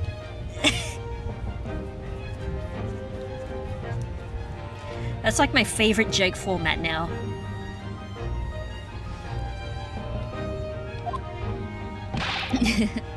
Just who do you think you are, sir? Ah, yes, as I hoped.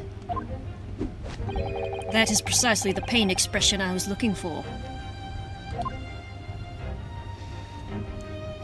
He does look like he's constipated. So, shall we begin? The time has come for yet another Herlock Sholmes's Logic and Reasoning Spectacular. Hooray! A great deduction. The game is afoot. Mystery Man's aim. First of all, we must ask ourselves on what business you ventured to this pawnbrokery today. You claim to have followed this pickpocket here, having had the redemption ticket stolen from you on the street. But that is most certainly a lie. The real truth is something quite different. Ooh. What's that? What's that? As revealed by that which you hold in your hand. Yes, what brought you to this shop in the first place is the staff recruitment flyer. The piece of paper in your hand is a staff wanted advertisement from this very shop. Yet even the most unobservant would soon realize that a man of your appearance has no need of such employ. In other words, there is some ulterior motive for your actions. He tossed the... Ooh. AG. Ooh, interesting.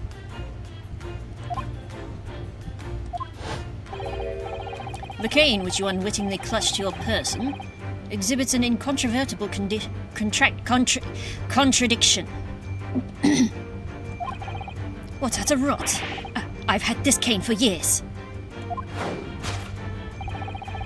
The contradiction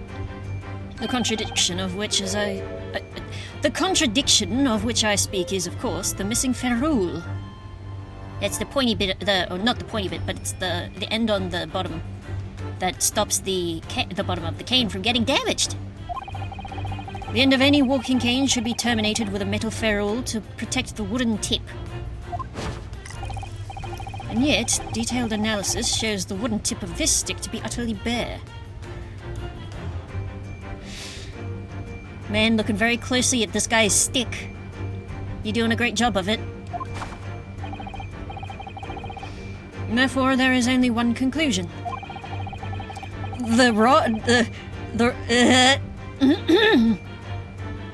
One moment.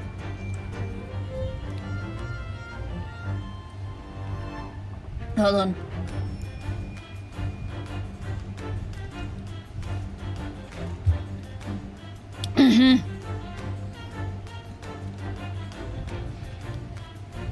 The rod that you hold in your hand, which appears to be a walking cane, is in fact no cane at all, but a very small hammer. Ooh! A tear! You recoil, sir. Is something wrong?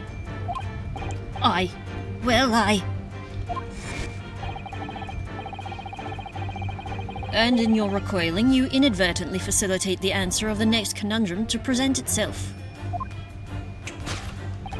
Namely, what is the truth behind this rod you bear?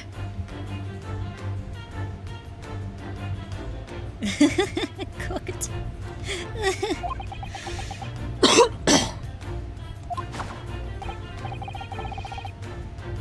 Yes, your reaction betrays the truth. The handle, which you evidently would like to conceal, is the key to understanding this riddle, you see. From the moment I saw it, my suspicions were aroused.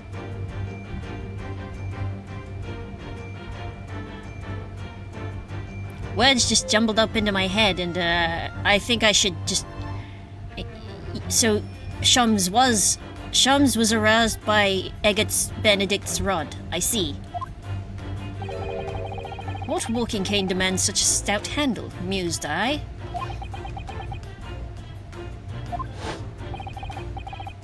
I am in a very mood, apparently. But of course, as I said, this is no walking cane. No, that rod...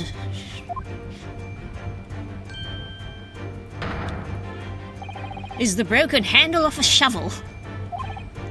What? Are you insane?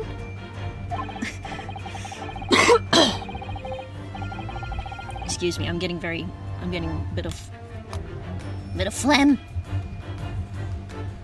I'm getting a bit mucusy from my laughing. Now, having determined this undeniable truth, the conclusion is clear. Your true motive for coming here was to take employment at this establishment in order to excavate the ground beneath the premises. What a calculated crime you have conceived, sir. A wickedly calculated crime.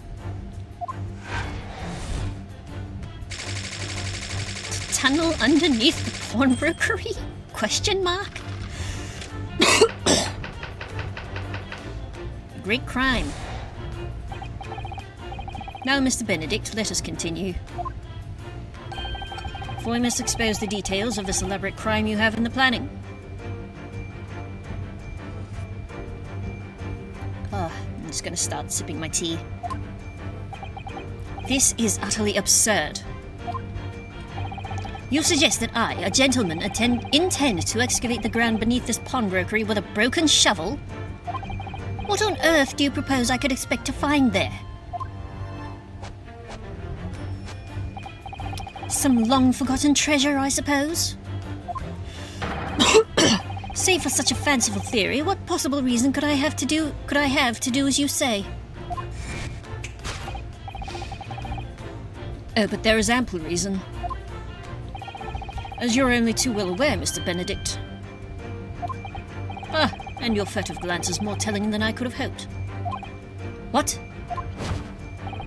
Let us consider what would motivate a man to infiltrate a shop such as this and covertly dig beneath its floor.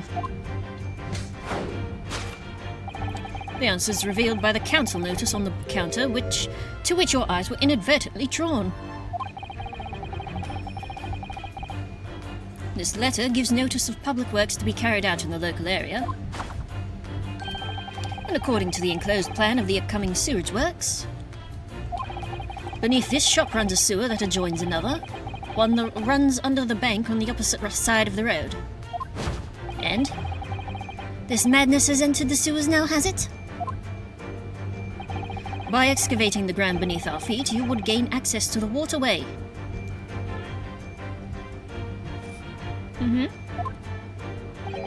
That flows in very close proximity to the great vault of the financial institution opposite. What are you? In summary, sir, you devised a master plan to pull off an elaborate bank robbery by dint of the underground tunnels. Master plan?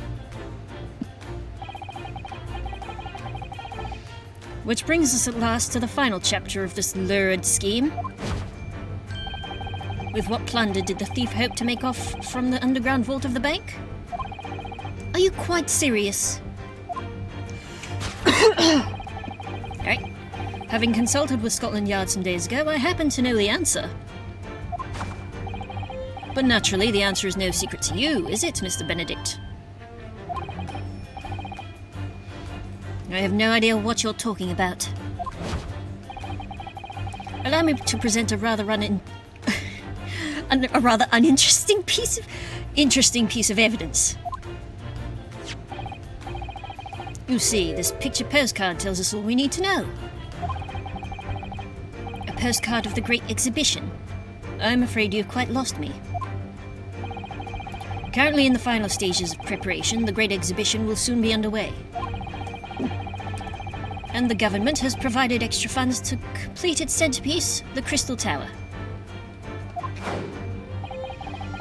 Funds that currently sit in the vault of that bank on the other side of this road. Pardon? Yes, the considerable crime you've been contemplating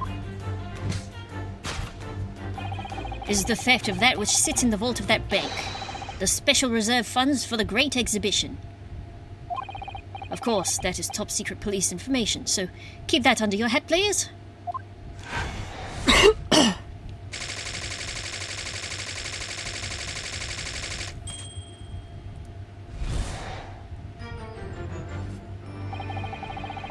Thus concludes Herlock Sholmes's great deduction of this pawnbroking puzzle.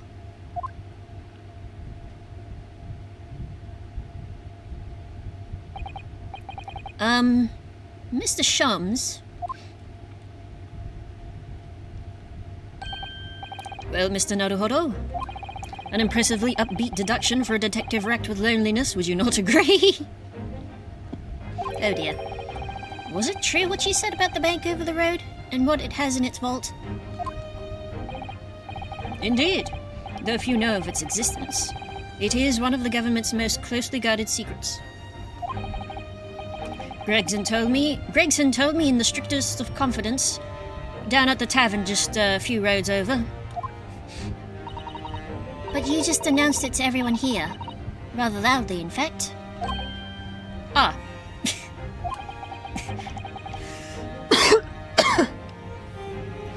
And if it is such a big secret, how would Mr. Benedict have come to find out about it? There can be but one explanation for that. Clearly it's because the man is a criminal. Yes, being a criminal automatically gives you knowledge of every secret in town. But what if he didn't know anything about the money in the vault? If he is a criminal, as you said, then buying a brand new shovel is sure to be the first thing he does now that you've revealed the secret. Oh! Or if he doesn't, maybe Mr. Windibank will. He already has plenty of shovels here after all. On my life, I assure you I'm not so unscrupulous. Well, hopefully this has taught you a valuable lesson. Sensitive information must be handled with the utmost of care. Clearly. Do as I say, not as I do. One can never be sure that someone privy to secrets won't disclose them. And once the word is out, it is out. Perhaps I'll think twice before confiding in you next time, Mr. Shums. An excellent idea, Mr. Naruhodo. An excellent idea.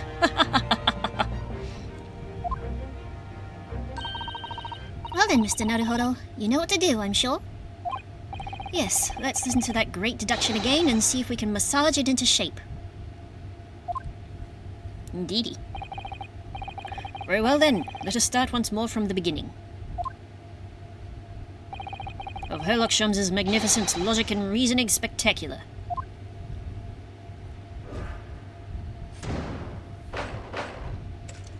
Hold it, Mr. Sholmes.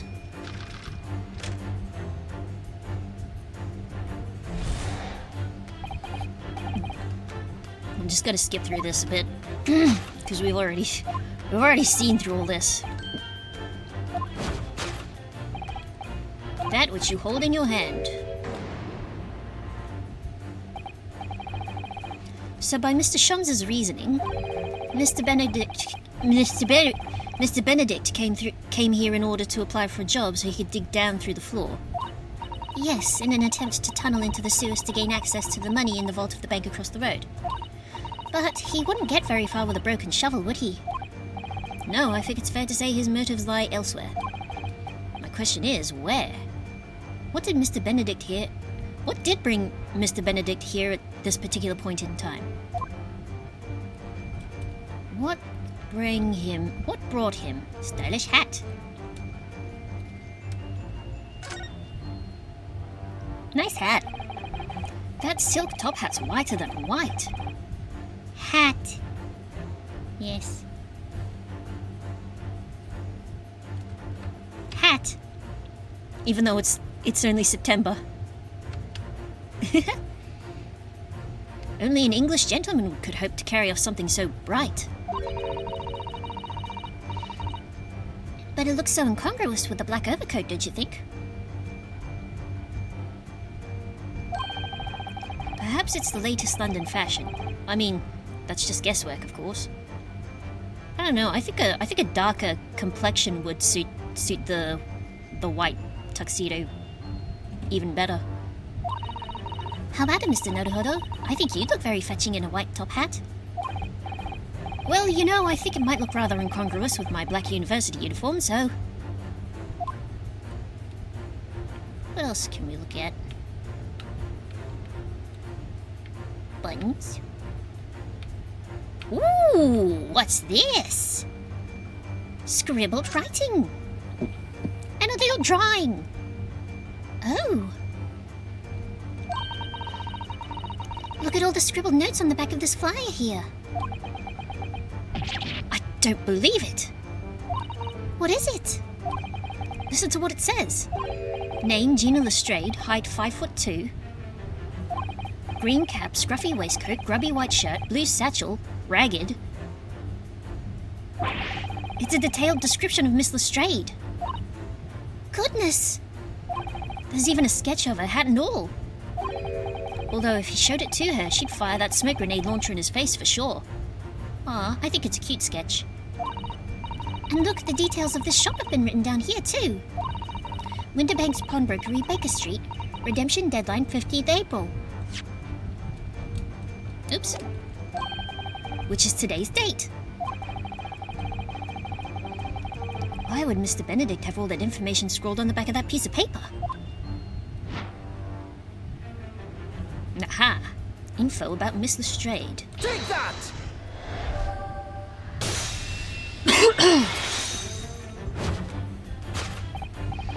Yes, what brought you to this shop in the first place is the information about Miss Lestrade. Quite so, my dear fellow. It would appear that the writing and sketch on the reverse of the flyer pertain to the pickpocket Miss Lestrade and to Mr. Windibank's pawnbrokery here. You originally told us that you had merely given chase after Miss Lestrade stole the redemption ticket from you. But that, sir, is a thinly veiled lie. It is the information on the back of the flyer that led you here today. By which I mean, here to Windibank's pawnbrokery, and today, the redemption deadline of that overcoat.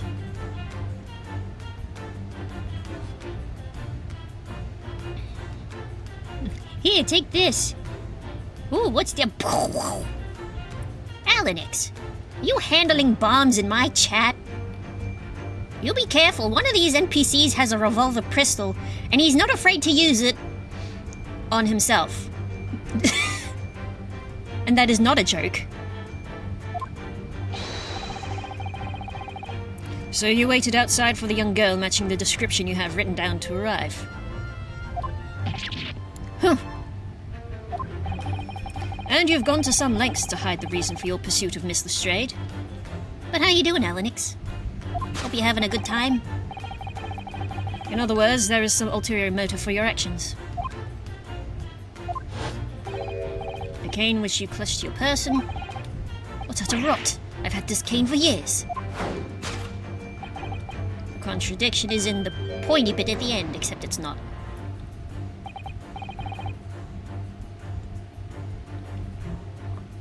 What's a ferrule? It's the metal cap commonly found on the end of a cane, Mr. Naruhodo. Ah, the bit that makes the nice clacking noise on the pavement. It is a nice sound. Yes, exactly. And Mr. Shums is right. It appears to be missing on this cane. So it's one not used for walking, I suppose. It doesn't actually look broken though, does it? No, it doesn't. Though the gentleman certainly did recoil when Mr. Shums identified the cane as suspicious. In other words, there's some secret about the cane that Mr. Benedict would rather we didn't know. The fact that the initialing says AG and that does not equate to Eggers Benedict. A dyslexic man walks into a bra.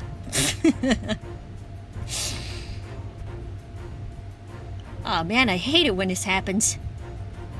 I think that's the same guy who sold his soul to Santa. Look here, Mr. Suto. There are some letters on the handle. Ah, yes, those must be initials, I think. In the West, it's customary for people to engrave their belongings with the first letters of their names. So Herlock Sholmes would be HS, you mean? That's right. And the initials on this cane, obviously. Oh. AG. Why does it feel as though that's not quite right?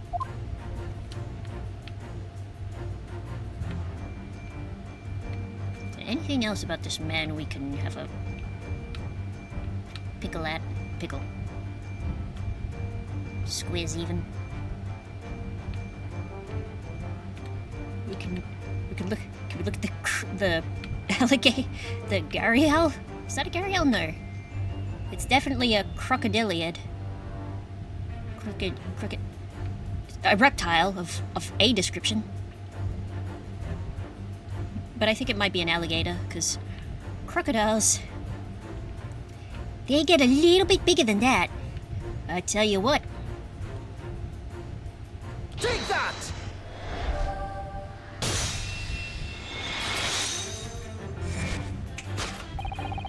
Especially the estuaries. The contradiction of which I speak is, of course, the initialing. A most astute observation, wouldn't you say, Mr. Egget Benedict? We are led to believe, sir, that your initials are EB. Like the game store up in Canada and Australia.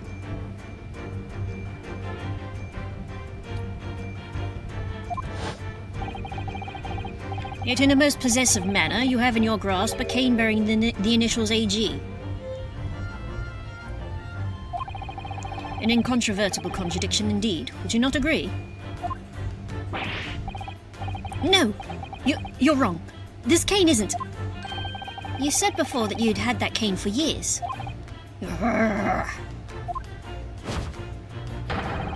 So don't try to tell us that you just borrowed it from a friend or found it in the park. In short, though you held yourself to be a gentleman, you have withheld your true name. Though we knew this already. 'Cause God, Egget Benedict, really? Really? I understand you couldn't prepare beforehand, apparently. You recoil, sir. Is something wrong?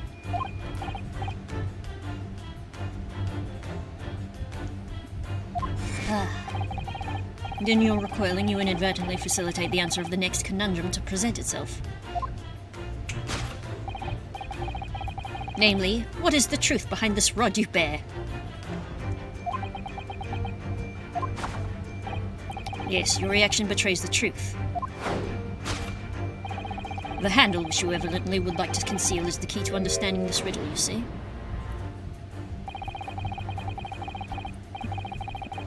Let's consider the bare bones of what's happened here. Miss Lestrade redeemed that fine-looking overcoat, and now a mysterious man's appeared, introducing himself with a fake name, claiming that the overcoat belongs to him. But we know that he actually identified Miss Lestrade from a written description, which suggests that everything else he's told us is untrue.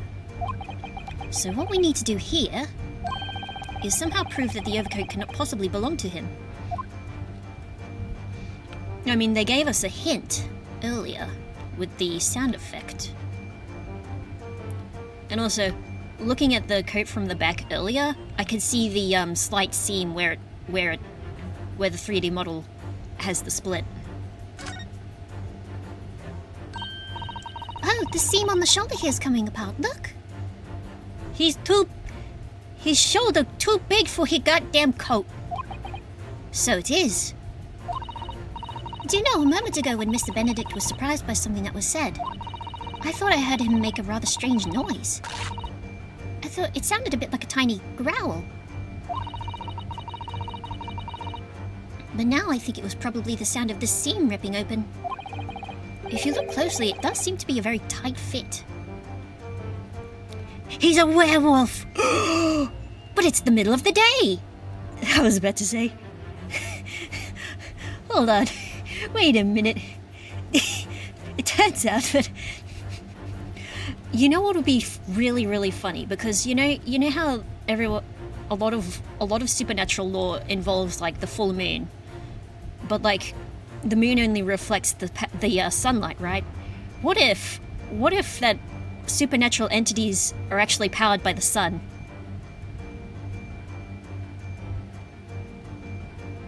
Because the original Nosferatu, he had no problem walking under sunlight, no problem. It was in later stories that used vampires, I think, that started the, you might be onto something. I might be onto someone too. Well, we're onto this guy, because he's suspicious as hell. The sleeves are stretched to bursting, and he wouldn't have a hope of fastening it at the front. Like, I want to see a story about that, where it's like... Shit, they're actually powered by the sun. Fuck, they're too powerful now. Maybe it's like... We've been telling these creatures they're weakened by the sun and they gotta empowered by the moonlight just so they don't go into the sun and realize, oh shit, they could be even better than this. If he were to run around in it, I'm sure the whole thing would fall apart. That I'd like to see. Listen, Susato, I would also like to see a man tear his clothes off while he's running around, but that's off camera. I think that... Anyway, sorry? So how can we make Mr. Benedict run around? Susato! Hello, Kaskia. How you doing? We're talking about the possibility of a man tearing his clothes off while running around around the street. She's really giving this some thought.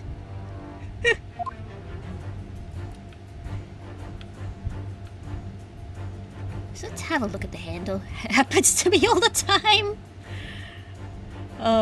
It's just awful. It's just rotten luck, isn't it? It's a rather strange handle for sure. Yes, certainly unusual for a gentleman's cane. You expect to see such a cane being twirled charmingly by its owner as he skips merrily down the street. You do? Ah, something's just occurred to me. We have a shovel back in our office, don't we? Yes, you're right, and its handle is exactly the same shape as this cane's. It's because it's ergonomically reasonable. Here we go. Now I'm starting to wonder if it's not actually a cane at all, but a spade. No, not the shovel v spade debate again. Mr. Shums' deductions are curiously compelling, aren't they? But I'm pretty sure it's the split seam. Take that! Yes.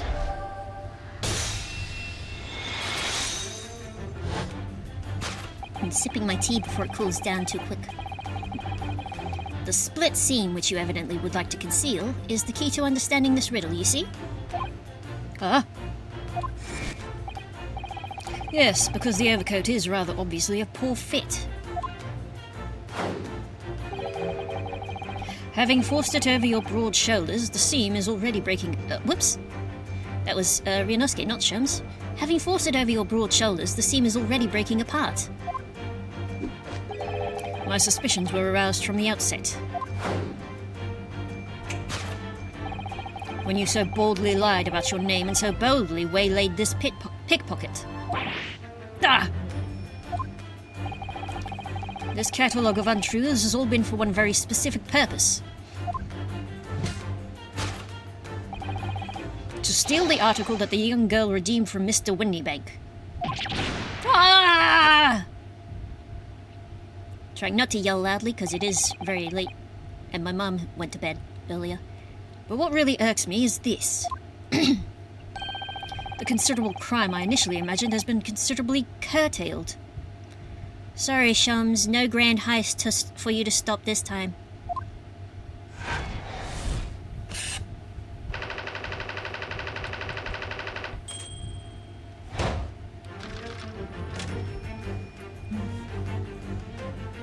Shit, we've still got the other topic. Now, Mr. Benedict, let us continue. Must expose the details of the crime. I'm just going to use this moment to drink my tea. Finish my tea.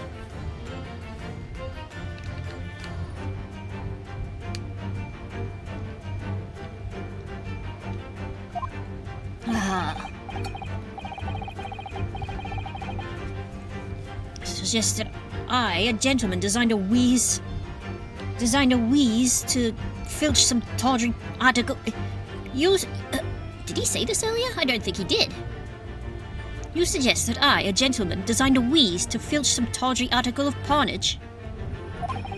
Have you forgotten that I redeemed the article in the proper manner using the watchword?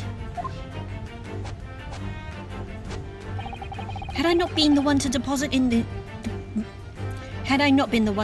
it in the first place, how could I possibly have known the relevant details, n'est-ce pas? But the watchword can be discovered. As you are only too well aware, Mr. Benedict. And your furtive glance is more telling than I could have hoped. What? Let us consider how one might come to learn a secret watchword relating to the pawned property of another. The method is revealed by the council notice. The direction of the deduction must change rather dramatically now, I think. Yes, no more talk of tunneling into the sewers. Which is a pity, because it all sounded rather exciting.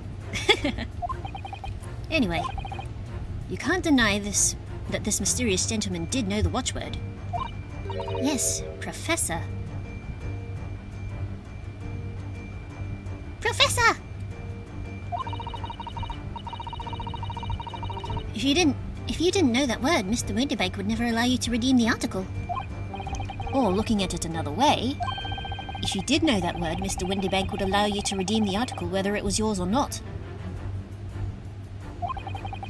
So the question is, could this gentleman have found the watchword out somehow? Oh, there's a picture of hold on. Wait, come back. There's a little picture of a kitty. On this, by that snowman. That's so cute. Old lamp? Well, that is not it. The pawnbroker's revolver? Notelet? Look at this, Mr. Store. Ah, it appears to be a memo that Mr. Windibank scribbled to himself. Let's see, what does it say? Oh, Professor! Professor? Eat your pea, Professor! That is a quote from a Powerpuff Girls episode that I have not seen in literal decades, but it's just a scene that lives in my head every so often.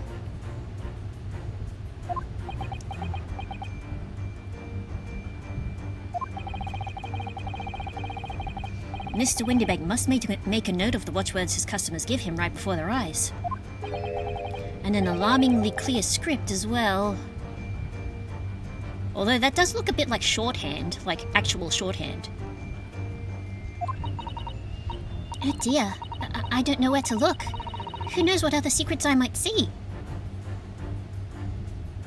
Oh yeah, speaking of shorthand, I found out, I think, last year, or maybe earlier this year, that, a lot of people joke about doctors having terrible handwriting, but they're actually using, a medical shorthand.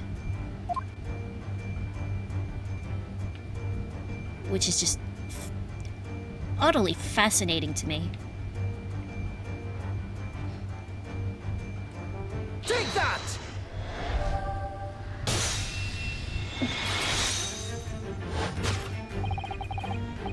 The method is revealed by the notelet on the counter to which your eyes were inadvertently drawn. Yes, the broker here follows the same procedure whenever a customer comes to redeem an article. He asks the customer for the watchword and notes down the response uttered on a notelet he has to hand. Then he consults his ledger and confirms whether or not the watchword matches that of the article in question. I would expect nothing less of a diligent pawnbroker.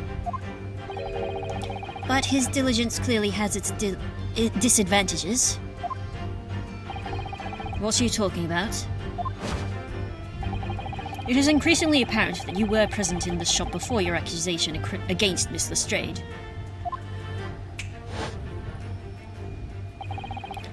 In all likelihood, you followed her inside and then observed her talking to Mr. Windibank. When the diligent broker made note of the watchword, as is his common practice, you observed him writing the word Professor on the notelet beside the ledger. Ah! And that, sir, was the master plan you devised to steal the pawned article from the young Miss Lestrade. Master plan? Which brings us at last to the final chapter of this lurid scheme.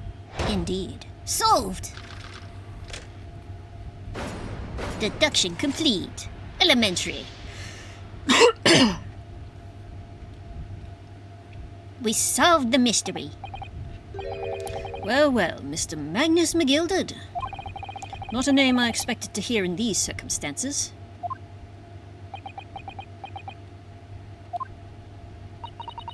Mr. Shams, I'm afraid there's something very troubling on my mind. Pray tell, Mr. Soto. Well, according to what Mr. Windibank told us earlier, today was the final day on which the coat could have been redeemed, was it not? Yes, ma'am, that is correct. Today would be precisely 2 months since it was first deposited. February 15th. Well, today's the 15th of April, so 2 months ago today would have been 15th February, sir. That's right. It's all carefully recorded in my ledger. Deposited at 10:30 p.m., I see. What? But that suggests... Yes, the 15th of February is precisely the day on which the omnibus murder took place. And 10:30 in the evening is precisely the time at which the terrible events were unfolding. Suggestive is not the word. It would seem the matter is entirely beyond coincidence.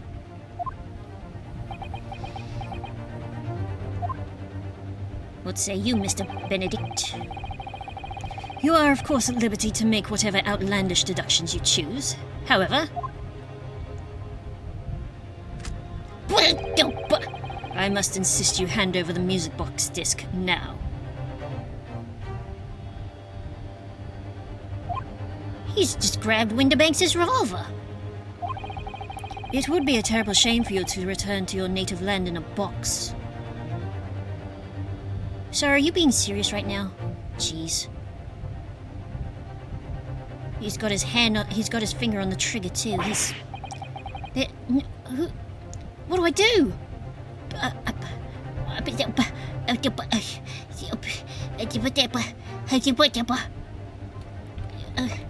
Does it matter? I want to say it doesn't. I think he takes the disc anyway. And like he's pointing a gun at us, like even if there's only one bullet in there, like he could shoot me at any moment. Yeah, like when I was working at the op shop, one of the rules of handling someone threatening you so they can steal something is that you do not resist. You do exactly what they need, what they want you to do. Because if you don't, that agitates a person and can turn violent very quickly. I hate to give in, but what other choice do I really have here? Hold it! What? Oh, Mr. Windibank. This is my shop. I can't allow any harm to come to my customers. If that were to happen, I should have to take my own life. Mr. Windibank, no. All right, that's enough. Mr. Gregson! Inspector Gregson! Thank fuck! Thank God you're here! Inspector. That's right, Sunshine. The alarm was raised on one of our dedicated emergency lines. So we got here as fast as we could. Now, what's all this about, eh? Oh, praise be, you're here at last. I was moments away from forfeiting my own life in my very own establishment.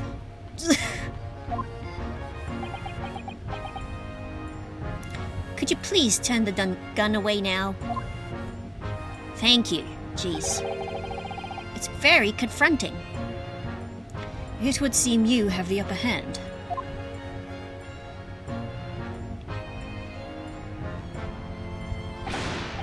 Right, you lot have got some explaining to do.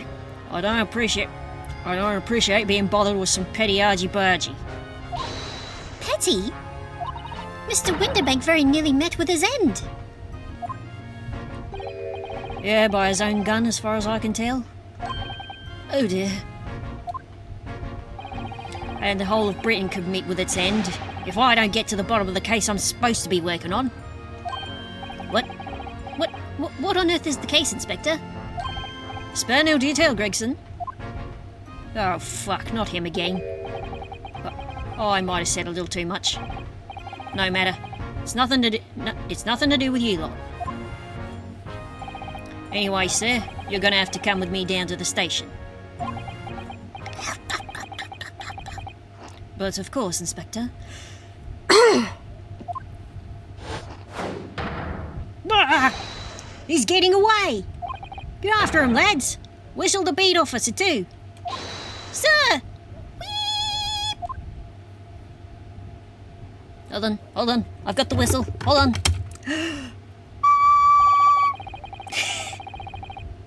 That's my recorder. I keep it right underneath my monitor for incidental sound effect jokes. Just like this. There's been a spate of thefts at pawn shops around here recently. So we fitted emergency buttons underneath the counters for brokers to let us know when there's trouble. Nice. Oh, Inspector, I was very worried there for a while. Very worried indeed. Now then, Mr. Permanently in mourning? Oh, yes? I'll be taking that whatever it is of McGilda's down to the yard, thank you very much. So hand it over. Oh, yes, of course. I trust you, officer. No, don't! Don't give it to him! It's mine! That is mine! I'm sorry, miss. But anything belonging to McGilda has to be taken in as evidence now. As evidence?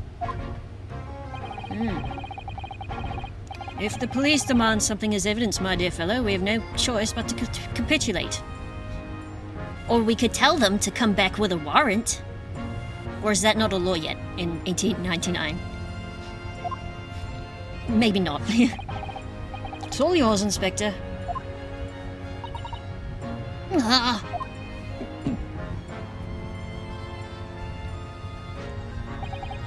And so we handed Mr. McGilda's disc over to Inspector Gregson.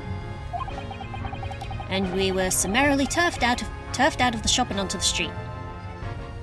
That's TURF if you're just listening. Not the other one.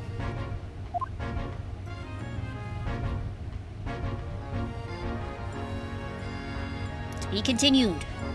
Finally, the checkpoint.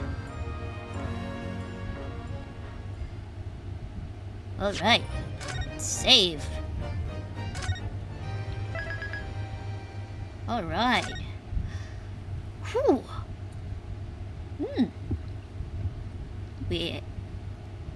We're on par. Nice. Alright, I think that'll do it. Do it for tonight. Alright, next time we continue on our investigation by the look of it. And then on Monday I'll play more of Sushi Ben, because I really want to play more of it. Yeah. Thank you so much for stream. Thank you, Quimpsby. Thank you all for hanging out. I'm glad to be rid. I'm glad that, yeah, glad to be to have washed my hands of the clouded kokoro, because Jesus Christ, that was an ordeal. Not just the case itself, but my fucking something really didn't want me to play the clouded kokoro on stream, apparently, considering I went through 3 colds. But anyway, yeah. Till then, take care of yourselves. And I'll see you at the cursed case. Something like that. Take care. Thank you. I will do my best. Good night, everybody. Pew, pew, pew, pew, pew, pew, pew, pew.